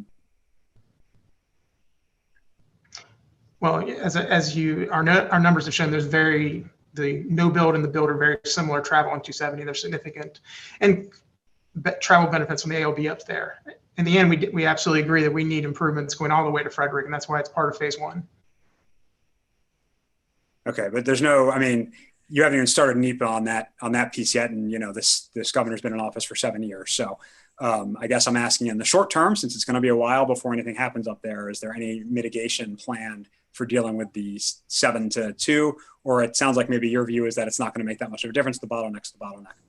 Let me jump in here, Jeff, and kind of add something, Delegate, because it's a really good question in terms of the systematic and how the whole system works. And certainly, one of the things that we see is how the American Legion Bridge section impacts the section to 370 that impacts the section on the north side. And so one of the things that we found in our model is when you alleviate that American Legion Bridge bottleneck, it improves the flow of the section between the bridge and 370, which then improves the flow of 370 north from Frederick.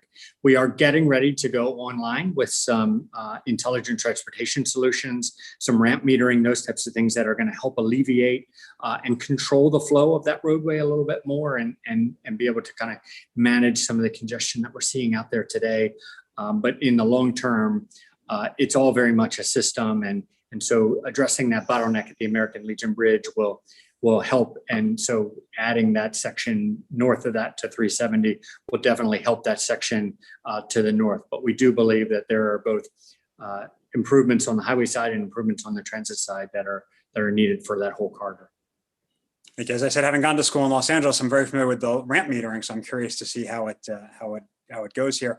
Let me shift topics to transit. Mr. Secretary, I'm not comfortable talking about roads for this long. I got to get into my comfort zone. Obviously, the full transit alternatives were removed early. As I said earlier, though, there's definitely been more of an interest in transit, I'll say, over the past, let's say, 18 months of this project. In your report to the General Assembly, in one place it says that the mass transit bus access is recommended, and another it says it's required for the lanes. Which is it? Is it required? And can you just explain how it's required? Yeah, I'm not sure where that was conflicting, but essentially when you have an high occupancy toll solution, a mass transit vehicle by definition has high occupancy. So it has the ability to use any of those lanes at any time at no charge. And those would they be MTA buses that you're imagining using those lanes, or Ride-On or WMATA, or? All of the above.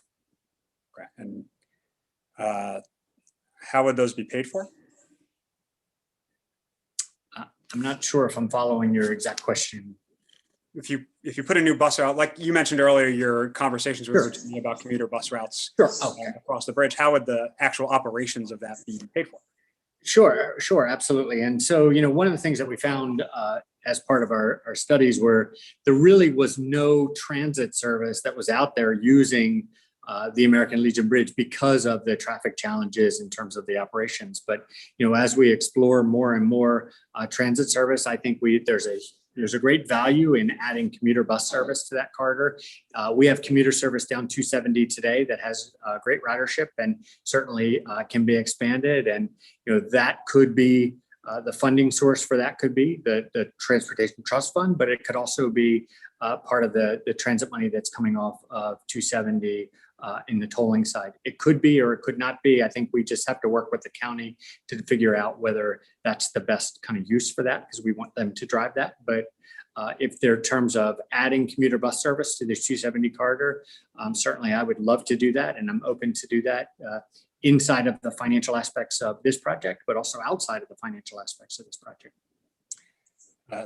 Thank you. Earlier, there was actually, you referenced the Corridor Cities Transitway. Earlier, our DLS analyst mentioned a February 13th, 2019 letter from the Department of Transportation, although I'll note you were not Secretary, Mr. Secretary at the time, to a few committees that said we'll anticipate an investment into the Corridor Cities Transitway.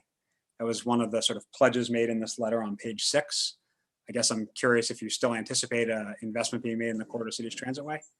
And let me recognize that was, supposed to be pulled out of the CTP entirely, and that didn't happen thanks to you, Mr. Secretary, but it's still zero funded. We are certainly open to that investment. In our conversations with the county, I think really what we want to make sure we do is invest those transit, invest that toll revenue into a transit solution that's driven by the county. So if that's the Corridor City Transitway, then that's where we are focused. If it is further developing the BRT on 355, then that's where we'd rather focus. But I think really we're open to that, and we really want that to be driven by the county. Great. So that's a good transition. That you've talked a lot about the MOU with I guess now it's just one county, but previously it was multiple counties, and in the future it still might be. The source of funding for that MOU is the $300 million for 50 years. Is that $300 million over 50 years that you anticipate? That is correct. Okay, so about $6 million a year sitting here right now if you took it at a flat rate.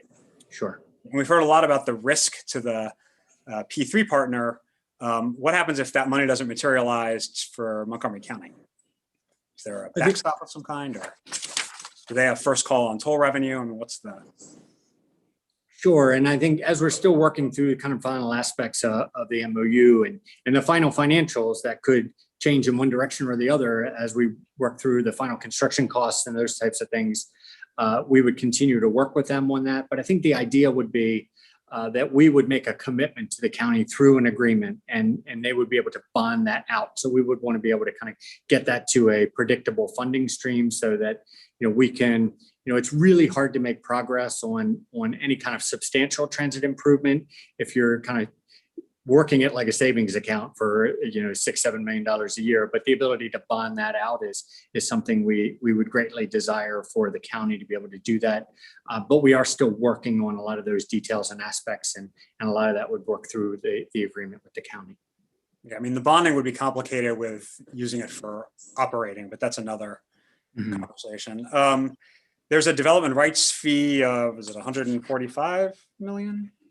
So correct. What's that going to be used for? So the development rights fee. So when we put the project out, that was the amount of money that we had in the CTP at the time. So, it's really gets us back to that cost neutral standpoint and kind of reimburses the department for the project development costs to date. Okay. So shifting topics a little bit to the contract and financing, believe it or not, the reason we're supposed to be having this hearing. Let's just make sure we all agree that the entire structure here is based on toll revenue. I mean, the entire concept, whether it's an MDTA bond or a PAB or a TIFIA loan, it's all supported by the idea that, people are going to pay tolls, and that's going to pay for the cost of the project and maybe a profit. That is correct. Okay. The value for money study, which again was promised in that February 13th, 2019 letter. I was actually going to ask if it was on page 8 of your report to the legislature, but it sounds like that's not what this is, and that the value for money study is happening in the future. That is correct, Delegate. The value for money study would come with the construction contract. So as we, let's say hypothetically, we're a year from now, we're back and we have a construction contract before you, if we're fortunate enough to get the approvals that we have before us today, being able to lay that out. We get the construction costs, we know the nature of that. Then we're able to do that value of money analysis and looking at a public option versus a P3 option. And that analysis will come to you with that agreement. And so each step of the way requires Board of Public Works approval, and each step of the way requires us to submit those reports back to these committees in the legislature. So, if we go forward today on the Board of Public Works side, we would still come back before this committee with the final details of that value for money, that construction details, those types of things. And then that would again have to go back to the Board of Public Works approval for that to proceed. Yeah, and I have a strong suspicion of how that value of money study is going to come out. But let's say it came out and found that it'd be much better to do this in MDTA project. Based on what you've said today, it sounds like all that means is we would be paying Transurban for services rendered. We'd get all their plans and studies and be able to use that in the publicly funded project. There's really no penalty for not proceeding with Transurban in the future. No, there's not a penalty. The $50 million, and I want Jeff to jump in and correct me if I'm wrong, because he's been living and breathing some of the details of this contract, but we pay for a work product and a work product only up to $50 million as part of their proposal. And as part of the financial proposal, they actually bid, each team bid what they would risk and what they would pay and as part of that. And so Transurban's proposal had $50 million as their development cap, and we would pay them up to $50 million for the work product. So if we had a value for money analysis that demonstrated that the public option was a better value for the state, then we would pay them for that work product and move forward on the state side if that was the decision we would make. Okay, and turning back to page 8 of the report you all submitted, which I incorrectly thought was the attempted value for money analysis. I'm glad to hear something more robust will be coming, although I question the timing of it and how valuable it's going to be at that time to have a value of money study. One of the sentences in here is, to reconstruct the ALB alone from the TTF would represent approximately a full year of MDOT's SHA's capital program. Now, normally when you're doing a mega project, it's not a cash basis over 1 year, right? I mean, normally you find a lot of financing mechanisms. Correct. It could be, depending on the size of the project, 3, 5, 6 years, you cash flow that. It's usually a standard bell curve in terms of project development would kind of start off slow and then end slow, where the bulk of the expenditures would be in the middle. Okay. And then this may be a question for Ms. Sharpless. She kind of discussed it, but the next paragraph down, it says that you would, if you did this as an MDTA project, you'd have to do toll increases on the other current bridges, tunnels, and toll roads to maintain your AA rating. And I guess I don't quite understand why that is if we think the toll revenues for this project are going to support the project. In fact, in the case of Transurban, support it, plus I assume a profit. Let me ask Ms. Sharpless. She's been living that, but my attempt would be that the way we're doing this project as a P3 would require a separate trust agreement. But if we did this as a standard MDTA project, it would be part of an existing trust agreement that would assume works all the facilities together. So is that correct, Deb? Yes, it is. And so one of our policies is what we call 2 times debt service coverage, which is taking our revenue, our toll revenue, less operating expenses divided by debt service. And that must equal 2 times coverage. So for this project, on a net basis of operating net revenue, less operating expenses, we would have to generate toll revenue twice that of debt service. And that is a higher coverage than what P3s traditionally have. They traditionally go at investment grade, which is a BB. And so that's just one element. So we have to have a means to generate the revenue at the time the bonds are sold. So especially in those early years, the revenue has to come from somewhere because the roadway is not producing that revenue initially. Okay, thank you. Shifting to the page 17 financial plan. Look, it says state contributions 0. I mean, you and I have discussed this till I'm blue in the face, Mr. Secretary, but, if you look at the example projects from Accelerate Maryland, in the US, 3 of the 4 that they cite all require direct public subsidies. My friends at the Reason Foundation found 17 of 19 roadway P3s required a public subsidy. But you're confident we're getting a check for this. We're not writing a check.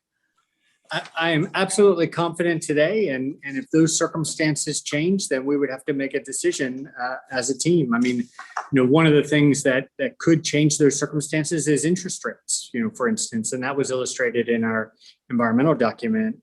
Construction costs, interest rates, those types of things could change that equation. But the circumstances that we have in front of us today allows us to be able to deliver this project at no net cost to the state. Okay, the next category is federal loans or credit assistance. The example given here is TIFIA. Is MDTA eligible for TIFIA loans? We are. In fact, that's one of the sources for the Nice Bridge. Right. And then the next is private investment. Why would a private investor want to invest in a road? Well, I mean, because they're going to make that money back on the toll road. I mean, it's very simple. Yeah, it's not they're not buying a green bond here. They're buying they're buying a profit-making instrument, presumably. Absolutely. I mean, the public gets we get the infrastructure at a faster pace than we would have been able to do it traditionally, and they're able to recover that cost over the long term with that investment through the toll revenue. Got it. The next one is local and other funding contributions. You don't expect anything from a local source. That's probably a good bet in the case of Montgomery County.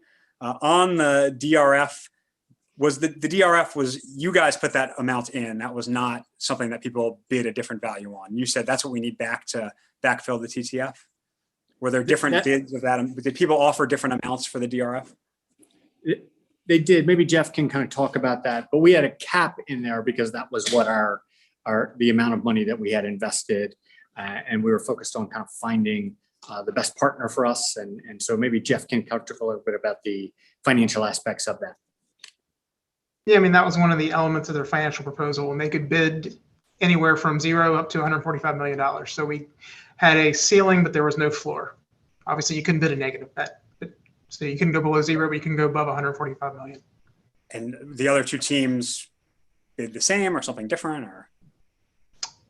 I don't recall off the top of my head what they were. Would you like to follow up me and provide what they were? Yeah, we can follow up with you. Great. And are you aware of other transurban projects? Look, I'm using transurban for shorthand. Accelerate Maryland doesn't exist outside of this project. Their majority partners, transurban. Are you aware of other transurban projects where they offered a DRF in North America? I am not. I'm not aware of any other, but Jeff may be. Yeah, I never saw the final numbers, but when Virginia closed the deal for Fredericksburg extension, there was somewhere in the $50 to $90 million upfront payment for that closure, depending on what the TIFIA loan and the finances ended at. I don't know where the final number ended. I never saw that, but that was in their, I think it was January of 2019 announcement, I believe, if my memory serves. Thank you. That's right. And that's an extension to an existing set of toll roads? Correct. It's extending the 95 lane south to Fredericksburg. Great. On the development cost cap of $54.3 million, was that a number that you all came up with, or was that something the parties bid? So that was also bid, and similar to the development rights fee, they had a floor, the minimum was 0, obviously, and they could bid up to $100 million. I hope anyone who bid 0 got thrown out for the development cost cap. On the termination or breakup fee, which I know is closely tied to the development cost cap, it's $50 million or incurred costs, whichever is left. Was that something that was bid on, or was that set by you all?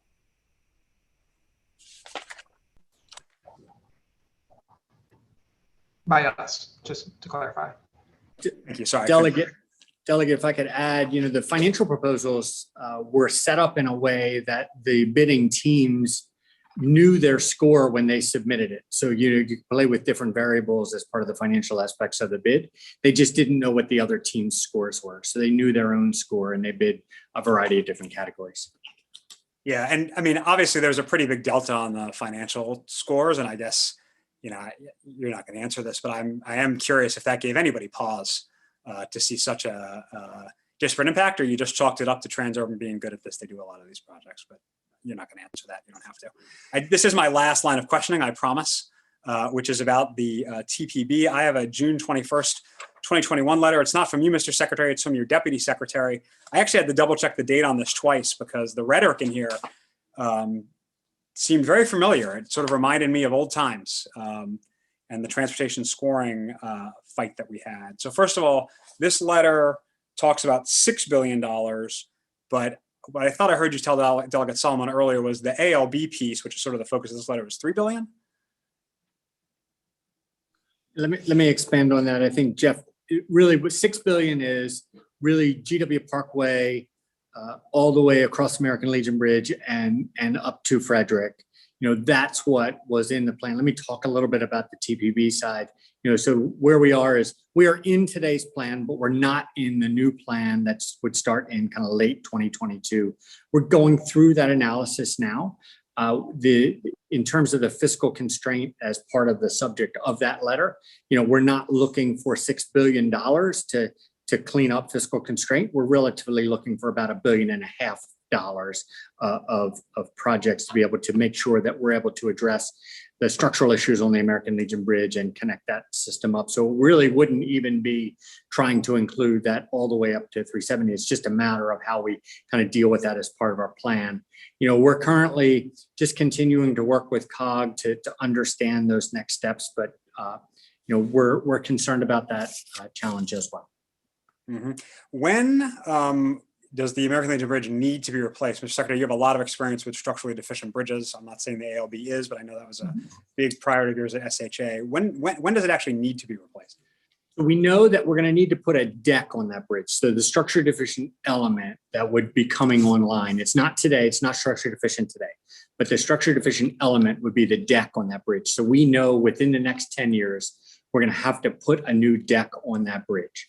And so, you know, our thought process was, you know, that the impacts of onto traffic and those types of things, we would rather be able to go in, and we don't want to address the deck and then have to go back in several years from then and replace the bridge. We'd rather do it all at once as part of this effort and impact once. So, you know, essentially the answer to your question is the bridge deck will have to be addressed in the next 10 years.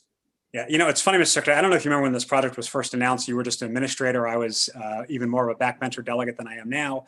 People couldn't even figure out if it included the American Legion Bridge. I don't know if you remember that confusion. And now it's amazing. All we hear about is the American Legion Bridge and how this is all about the American Legion Bridge. That's certainly my takeaway from Deputy Secretary Lewis's quite strong letter. That was all the questions I have. I don't see any other hands from my colleagues, but let me give them a chance to raise them. Okay, Mr. Secretary, let me give you the last bite of the apple before we turn to the public testimony, if there's anything you want to add. Just want to thank you for your time and thank everyone who is on here, either in support or is offering some concerns about this project. Every single perspective out there is important to us. I am working really hard personally and with our team to see if we can find some common ground and some compromise, and I'm going to continue to do that as we try and address this challenge. Great. Thank you, Mr. Secretary, and thanks to your team. As I said earlier, I know this has been a long-term effort, and I've seen Mr. Folden at many difficult public meetings and Zoom sessions, and appreciate the effort. We're now going to turn to the public testimony. We have 16 people signed up. Colleagues, I'll also draw to your attention, we have written testimony from the League of Women Voters. If you wouldn't mind muting as you come in, that'd be very helpful. Some compromise, and I'm going to as we try and address this challenge. If you wouldn't mind muting as you come in, that'd be very helpful. I've seen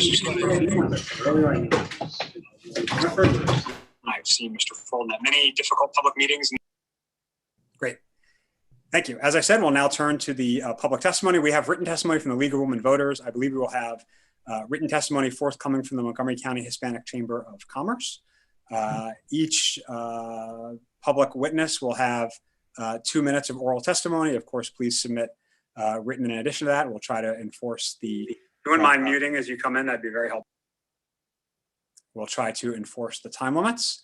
I think I'll go 3, 3, 3, 3, or start that way, and I guess 4, 4, 4, 4 to do this. So why don't we start with Daniel Flores, Vice President of the Greater Washington Board of Trade. Then we'll go to Edgar Gonzalez, Executive Director of the Suburban Maryland Transportation Alliance.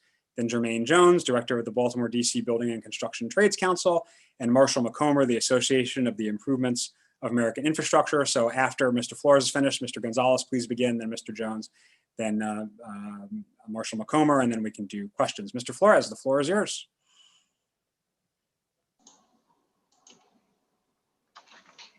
I'm sorry, sir. Did you say Mr. Flores? Yes, sir. Oh, sorry about that. It's been quite a long day for everybody over here. Thank you for the opportunity to testify today. You've heard so much going on this project, and you've gotten a lot of detailed information. And my name is Daniel Flores, Vice President of Government Relations for the Greater Washington Board of Trade. We represent businesses in DC, Maryland, Virginia that have employees all throughout the region in the thousands that travel to and from. And quality of life is something that we find very important, aside from also being attractive to this to this region for businesses, but also to live and play. And we find that this project is extremely important for our region, mobility, and able to do the things that we need to do. I've been in this region for well over 40 years, and I lived in Montgomery County for a large number of those, and then I moved to Virginia. But I still have a lot of family and a lot of friends in Montgomery County. And one of the things I don't miss at all is the traffic that I get stuck in regardless. There is no rush hour anymore. It's just rush. The pre-development agreement from MDOT is presenting, it's a good deal for Maryland and for the Greater Washington region.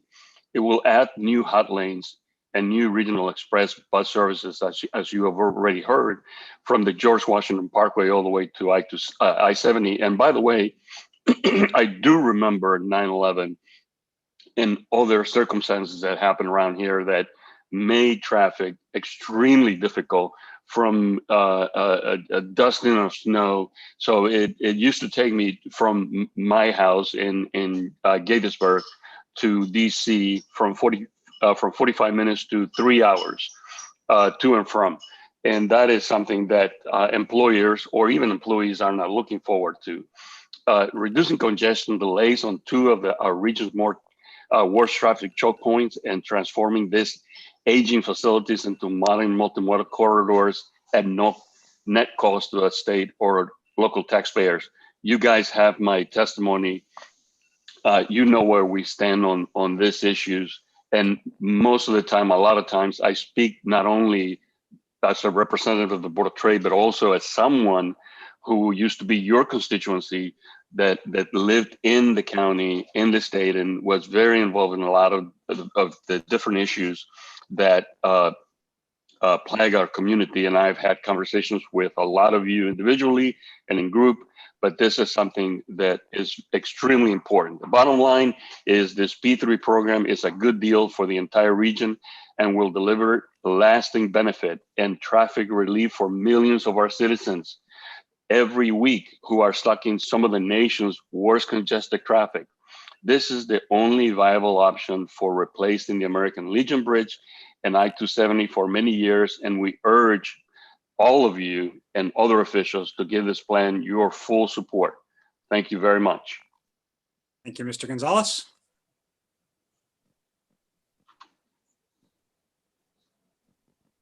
Mr. Gonzalez, you're on mute.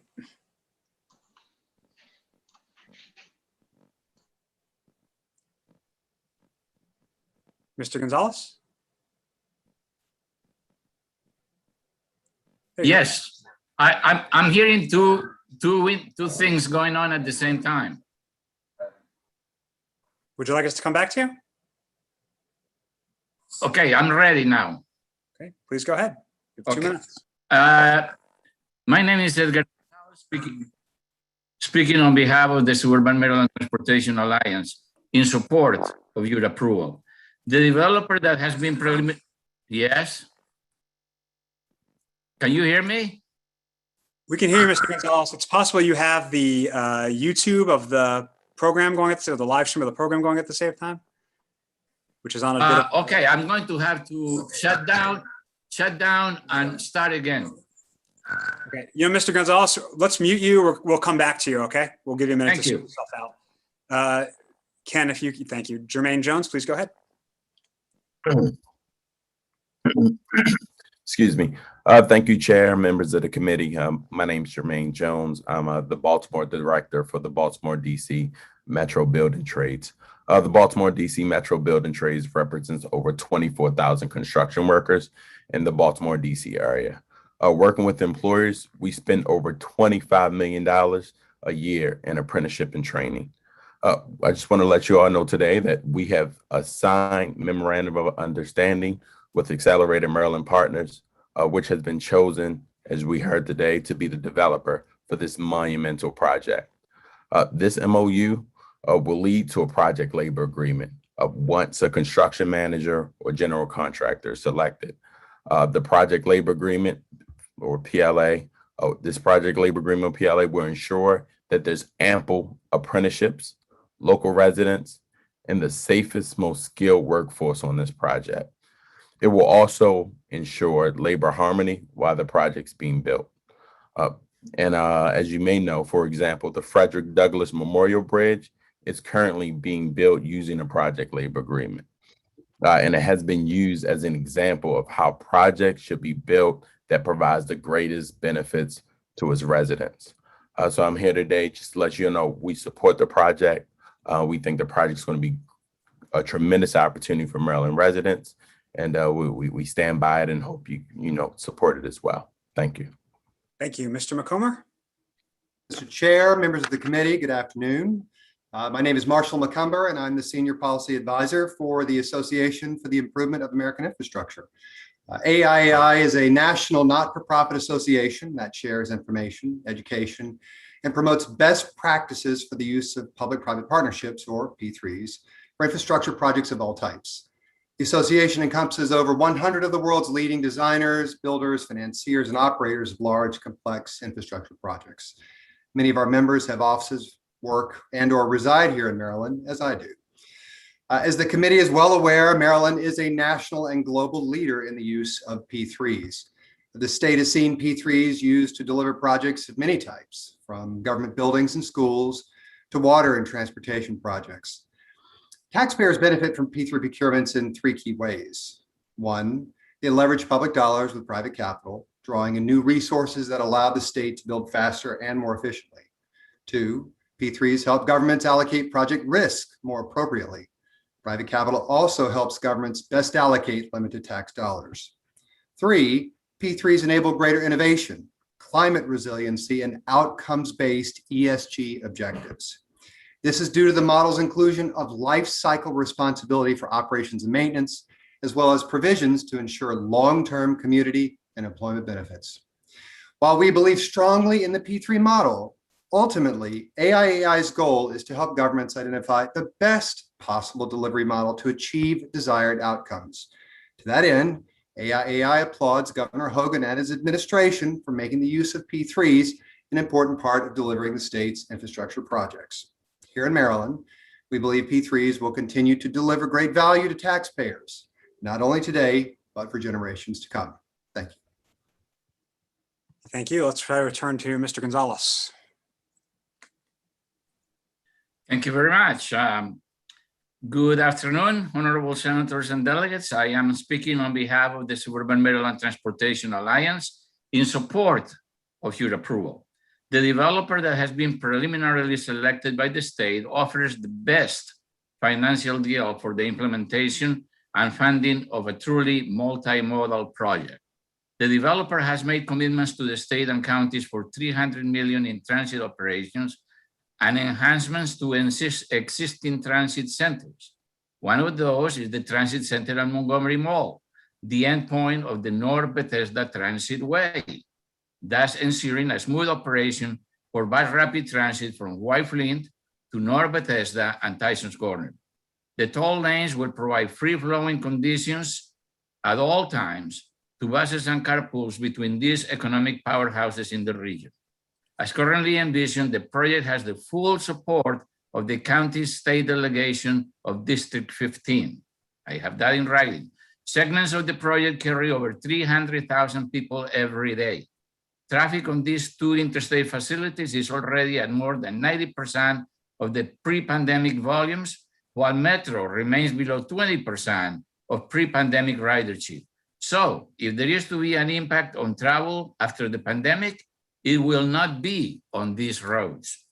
The toll lanes will accommodate the 2045 growth in the region, 1.2 million people, 913,000 jobs, and 34,000 additional daily trips over the American Legion Bridge. The P3 model is the best viable financial approach to accommodate our future transportation needs in the county.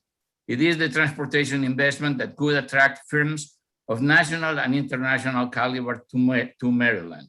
Without it, we will see our neighbors across the Potomac River continue their economic success while we dream about the good old days when Montgomery County was considered the economic engine of the state.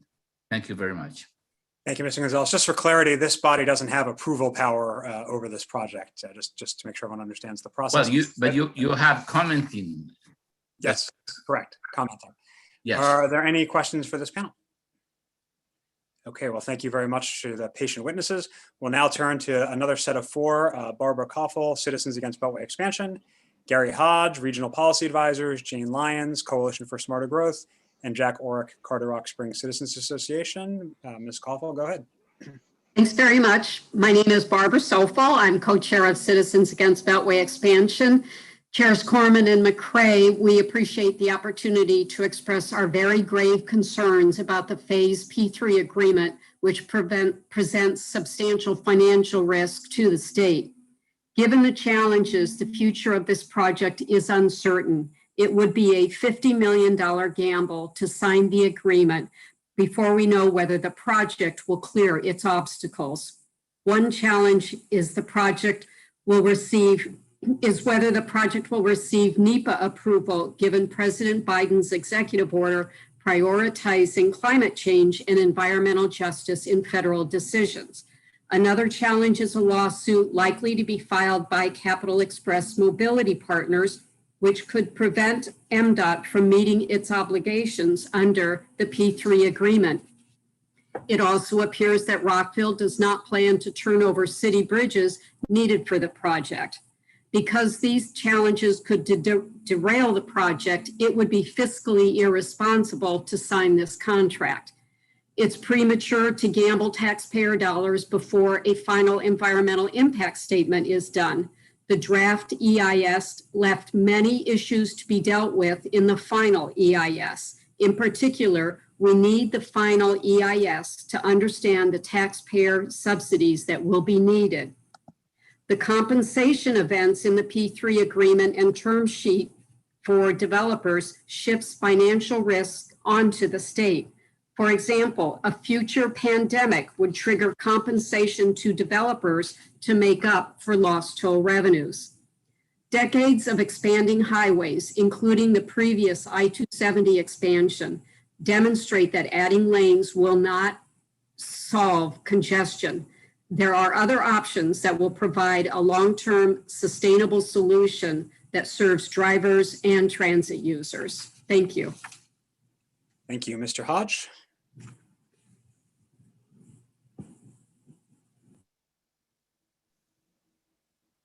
Mr. Hodge? Oh, there you are. Have you got me? Yes, sir. Please go ahead. Okay. My name's Gary Hodge.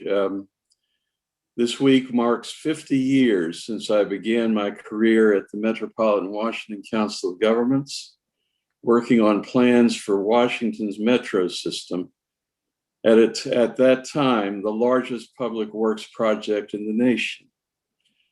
Since then, I've been an advocate for rapid transit initiatives. both in Maryland generally and in my region of the state of Maryland. We've achieved in the last few months a very significant breakthrough in the Maryland General Assembly. And I might say, with your instrumental help, Mr. Chairman, of taking the Southern Maryland Rapid Transit Project to the threshold of a major breakthrough in moving forward with our NEPA process and into the implementation of that project after 33 years of very hard work and advocacy. I mention that breakthrough because it serves as an example of the kind of corridor analysis and deep research and study that's required to develop the right solutions for Maryland's transportation mobility crisis. And what we face now in terms of an option to move forward with this P3 is what I believe a fatally flawed process that was driven by the availability of private funding instead of by a genuine search for solutions. We have a method of financing which is now being promoted across the country as a magic elixir to solve the nation's infrastructure problems. When in fact, what we need to do, and this was mentioned earlier in this hearing by your staff, we need to have a fair evaluation of what the most effective financing strategy is for a project of this magnitude. Is a P3 still the best approach to take on the smaller footprint of the American Legion Bridge and lower 270? And so the big question is pouring rivers of concrete to create a magic carpet for rich people what the state of Maryland should be doing right now? Mr. Hodge, thank you. The time is up. Thank you. I know there's no buzzer. Let's turn to Ms. Lyons. Good afternoon, and thank you to both of the chairs. My name is Jane Lyons, and I'm speaking on behalf of the Coalition for Smarter Growth, the leading organization advocating for walkable, inclusive, transit-oriented communities in the DC region. Moving forward with the I-495 and I-270 P3 project as designed would be irresponsible and destructive. Destructive because of the major impact to homes, parks, streams, and historic sites, as well as increased air and water pollution. Irresponsible because Governor Hogan has been charging ahead to sign a binding contract, even though, one, the federally required environmental impact statement is not complete. Two, the state began with the conclusion that they wanted a P3 deal for 2 private toll lanes in each direction instead of considering other alternatives.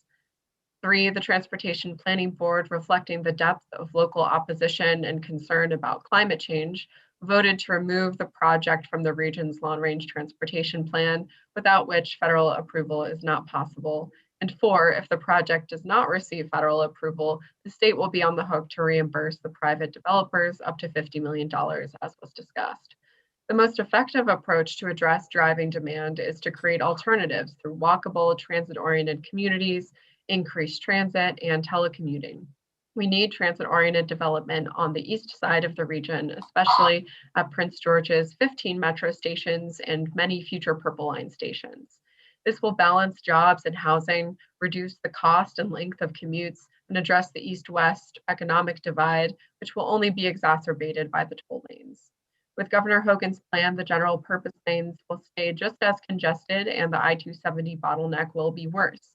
We must address the American Legion Bridge, but this should be done with federal funds and not through a P3 project that will likely include hidden costs and restrictions. Therefore, we urge you to ask the Board of Public Works not to approve the pre-development contract for this. Thank you very much. Thank you, Mr. Ork.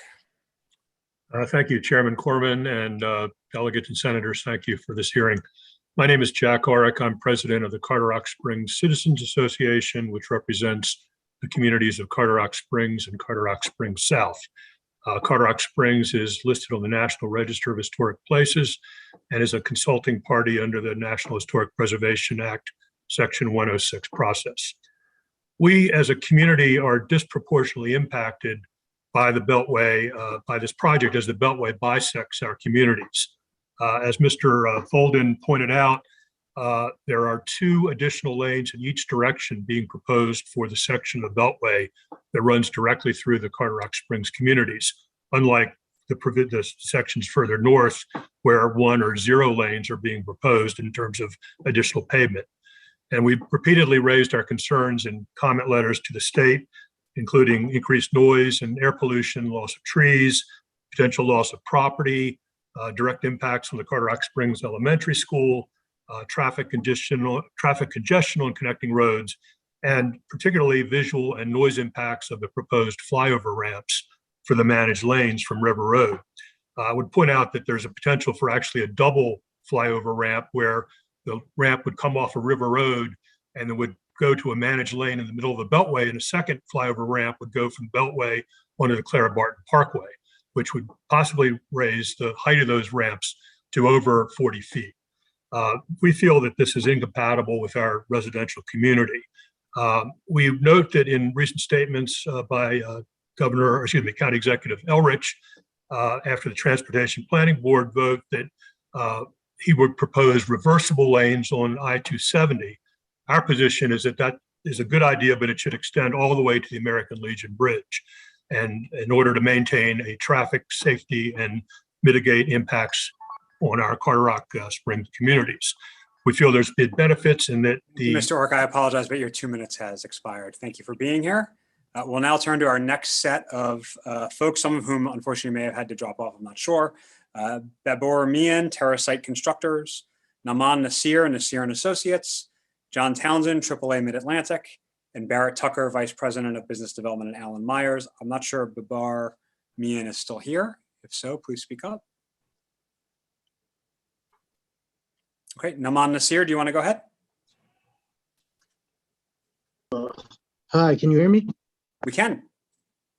All right, let me get this video on. There we go. All right, good afternoon, everyone. My name is Naman Nasir, President and CEO of Nasir and Associates, LLC. We are an AISC certified steel manufacturer and supplier with locations in both Baltimore, Maryland, and Northern Virginia.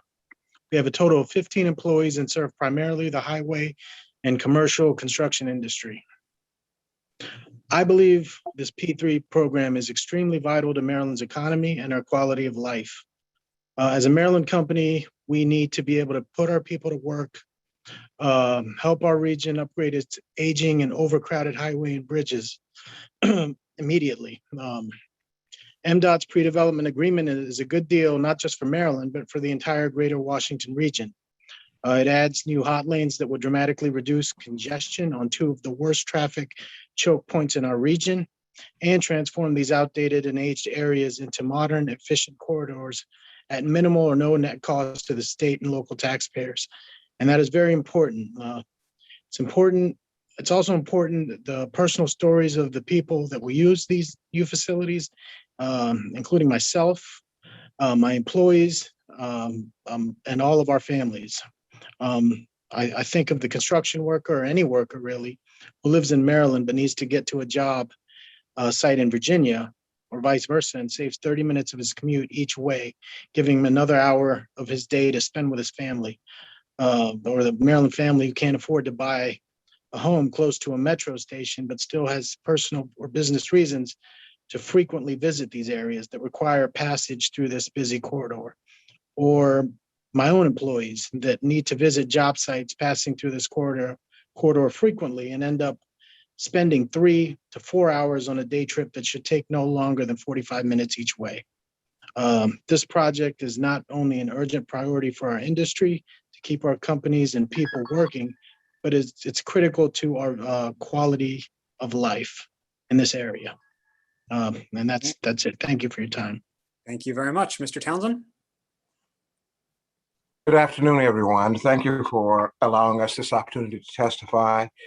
We represent, as AAA, more than 1 million members in the state of Maryland and more than 64 members nationwide. And we support this project, and we urge you to do the same.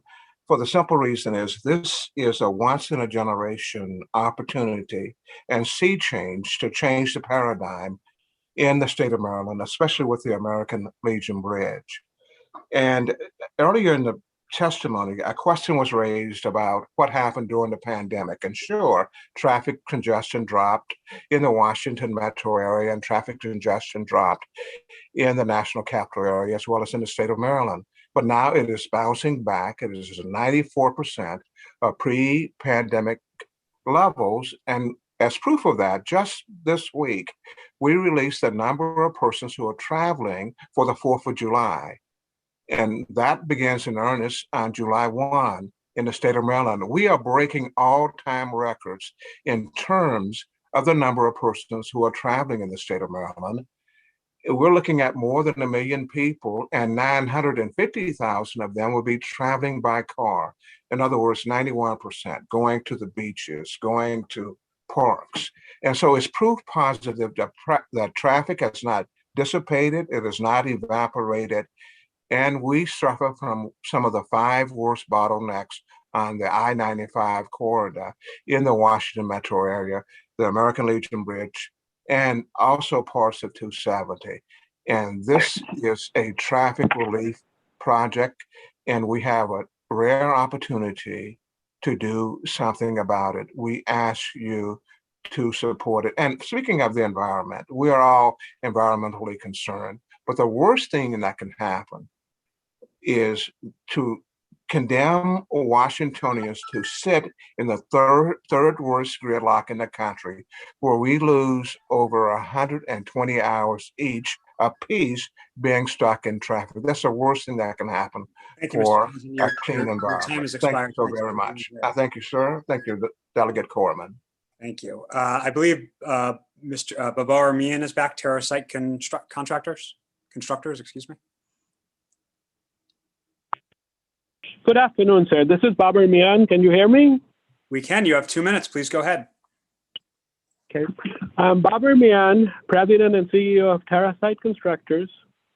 We have worked on P3 projects in Virginia, Maryland, as well as North Carolina. We are a minority company certified as a DBE MBE by MDOT. We established our Maryland office to work on the Purple Line project and look forward to expanding our presence. So far, we have heard a lot about what the project costs are, which are about $6 million in private investments. But let us think for a minute about what this project delivers for Maryland. With zero investment of tax dollars, we'll get a brand new American Legion Bridge, which is worth at least $1 billion when you include all the ancillary work and the approaches. A modern multimodal managed lane system from the American Legion Bridge to Frederick that have been shown to reduce congestion, about $1.5 billion in repair to existing facilities, $145 million development rights fee paid upfront from the private developer, another $300 million in local transit improvements just for Phase 1 South and more on the northern project, $80 million in community grants. Congestion-related expenses will be cut that are costing each one of our citizens about $2,000 a year, and all the economic benefits of at least $7,500 good construction jobs a year and hundreds of small DBE and minority-owned construction opportunities for companies like mine. Approval of this program is a necessity. A project of this magnitude would cause significant hardship on the public funding of Maryland. The state of Maryland simply cannot afford this expansion purely on tax dollars alone. Private investment will alleviate the maintenance costs of the new construction, saving the state millions of dollars into the future. I strongly urge the group to support the pre-development agreement before you today. Thank you very much. Is Barrett Tucker here? Barrett Tucker? Okay, do any of my colleagues have questions for this panel or the last panel I forgot to ask? Okay, then we'll go to our final panel. Ben Ross, Rob Sereng, president of the Washington Biologist Field Club, Sally Stoltz, Don'tWiden270.org, and Josh Tolkien from the Sierra Club, Maryland. Mr. Ross, you have 2 minutes. Please go ahead. Thank you, Delegate Corman, Delegate Krim, Senator McCray, and committee members for holding this important hearing. My name is Benjamin Ross, and I'm speaking as an individual. The toll lane P3 contract that's before you awards Transurban the rights to a concession in 2 states, going from the George Washington Parkway in Virginia to I-70 in Frederick. According to the Washington Post, Transurban already had the rights to the Virginia part of this project before Maryland began its procurement. Transurban's disclosures to its investors are consistent with that again and again. Yet Maryland held a competition for the entire concession, including the part in Virginia. How can this be? How can this be? In January 2019, Virginia and Transurban amended the contract for Transurban's Virginia Beltway toll lanes. The amendment gave Transurban the right to extend their toll lanes to the north. The text of this amendment was kept entirely secret until earlier this month, and still large parts of it are still secret. Governor Hogan flew to Australia and met with Transurban's CEO. Then he reached a handshake agreement with Governor Northam of Virginia. The 2 governors agreed that Maryland and Virginia, as partners, would add toll lanes to sections of the Beltway in both states. This agreement was announced in November of 2019, but it was not put in writing. My 11 pages of written testimony document these discrepancies, along with other discrepancies in the public record. A complete explanation of all of this is required to assure the General Assembly and the public that the award resulted from fair and open competition. This must include full public release of all relevant documents and all agreements, both written and unwritten. Until there is full transparency, this contract must not be approved. Thank you. Thank you, Mr. Ross. Mr. Sereng?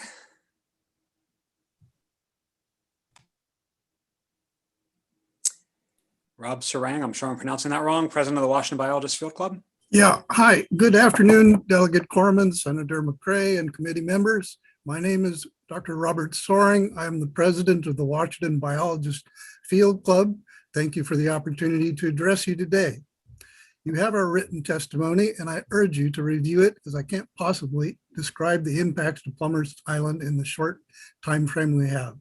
The Field Biologist Club has been in existence for 120 years, with Plumbers Island as our research station. Our early members included Gifford Pinchot and many other nationally leading scientists. We were the owners of Plumbers Island, which now sits in the shadow of the American Legion Bridge, until we gave it to the National Park Service in 1959. We have an explicit written agreement with the federal government and the state of Maryland that we can continue to use the island for our biological and ecological research. Plumbers Island is part of the C&O Canal National Historic Park. To learn more about our organization, please visit wbfc.science. Plumbers Island is widely known as the most thoroughly studied island in North America. For 120 years, we have studied the flora and fauna of this island, publishing more than 400 scientific papers and gathering data on long-term trends. The expansion of the American Legion Bridge would devastate the island and cripple our research. The MDOT SHA maps we have seen to date and damage from SHA surveying 2/5 of our island are evidence that the disturbance from the construction and expansion of the bridge would have devastating impacts. We submitted lengthy comments on the DEIS, and as did hundreds of other stakeholders who will be negatively impacted if this project goes forward. Please contact me if you would like a copy of those comments. We urge you to do everything in your power to see that the Board of Public Works does not issue a pre-development contract until the final EIS is issued. This project is financially and environmentally risky with human and scientific consequences. Thank you. Thank you. Ms. Stolz? Thank you. My name is Sally Stoltz. I live in Rockville, and I'm speaking for the grassroots organization don'twiden270.org. We support traffic relief, but our research makes it clear that this plan will increase congestion and be unfair to middle and lower income drivers who will not be able to afford the extremely high rush hour tolls. The Board of Public Works should not approve this contract. Our message today will not delineate the massive environmental and other destruction this project entails. That has been well documented in thousands of testimonies and letters to MDOT and the Board of Public Works over the last 3 years. Please read our written testimony for more details. But ultimately, all that destruction will be for a project that will not work. MDOT's own travel timetables in the DEIS showed effectively no travel time improvement for drivers in the general lanes, and the truncated plan creates new bottlenecks, which would make it fare even worse. For 3 years, MDOT and Comptroller Franchow have been bombarded with messages to stop this terrible project. Messages from our top local leaders who have solid plans for reducing congestion on 270, down to thousands of informed citizens who quickly saw the destruction and futility of this project. But Governor Hogan and MDOT have largely ignored public opposition since 2018, making only temporary changes. The original goal remains the same. If MDOT recklessly seeks approval from the Board of Public Works for this protested contract with Transurban, we strongly request that Comptroller Franchow and Treasurer Kopp vote no, because local opposition is well-informed, widespread, and very determined. The Transportation Planning Board listened to the local leaders and thankfully removed the project from Visualize 2045. The process which Transurban was selected is legally dubious. The supplemental environmental impact statement hasn't even been completed. Critical facts about the project's impacts remain unknown. In summary, the viability of this project is so doubtful that approving this contract would be reckless and a breach of your fiduciary, the BPW's Board of Fiduciary duty to all Marylanders. Thank you. Thank you. Mr. Tolkien? Thank you very much. Chair Corman, Chair McCray, members of the committees, thank you so much for having me. My name is Josh Tolkien. I'm the director of the Maryland chapter of the Sierra Club. We have a lot to say in a little bit of time. This P3 contract is not an advantageous deal for Maryland taxpayers. It's not ready for prime time. Like the project, it appears to prioritize high revenue for the private sector partners over public benefit. In our testimony, we've outlined over 15 specific concerns about the pre-development contract. I would encourage everyone to read it. I think from the purple line, we've learned that the fine text is very, very important. I want to outline a couple significant process concerns that I think violate the spirit of Maryland's P3 law, if not the actual text. As noted earlier, there has not been a value for money analysis. We know there's not been a proper comparison of a P3 procurement model versus a traditional model. Simply look at the pre-solicitation report from MDOT to see how thin the analysis was before this project was moved forward. There are significant issues with the National Environmental Policy Act, the environmental impact statements. We have 200 pages of comments from 50 organizations raising environmental concerns that have not yet been addressed. And we have at least one state agency that's filed a non-concurrence, meaning that they do not recommend what MDOT has recommended. And the upper portion of 270 from 70 to 370 does not even have a draft EIS. So we'd be signing a contract, putting another $50 million, which I think will bring us to around $195 million, which has been said to not be a cost to taxpayers, but only if you go through with all of the contracts that have been outlined. Should we find out this project is not in the public interest, that will be $195 million lost. In the contract itself, there's significant discrepancies between what the public has been told about the project and what the contract actually allows. Most notably, it specifically mentions that the remaining phases from I-495 to 270 to the Woodrow Wilson Memorial Bridge will be solicited at a later date, subject to BPW amendment approval. What we were told is that this was taken out of the proposal for the environmental impact study, and yet we're finding it is in the contract in a way that likely prejudices both the outcome of the EIS and also gives this particular company a right of first refusal for future expansion that supposedly isn't even happening. All right, Mr. Duggan, unfortunately, your time has expired, but thank you for testifying. Are there any questions for this panel? Okay, well, it's been a long extended morning and start of the afternoon. I thank all my colleagues, all the administration officials and other witnesses who testified, all the public witnesses, and our staff, Ken, Cherie, and Matt Bennett on the Senate side for your help setting this up and with the logistics this morning. And with that, I think we are, I think Senator McCray had to drop, so I believe we are adjourned with those final comments. Thank you, everybody. Thank you. Thank you. Thank you. Thank you.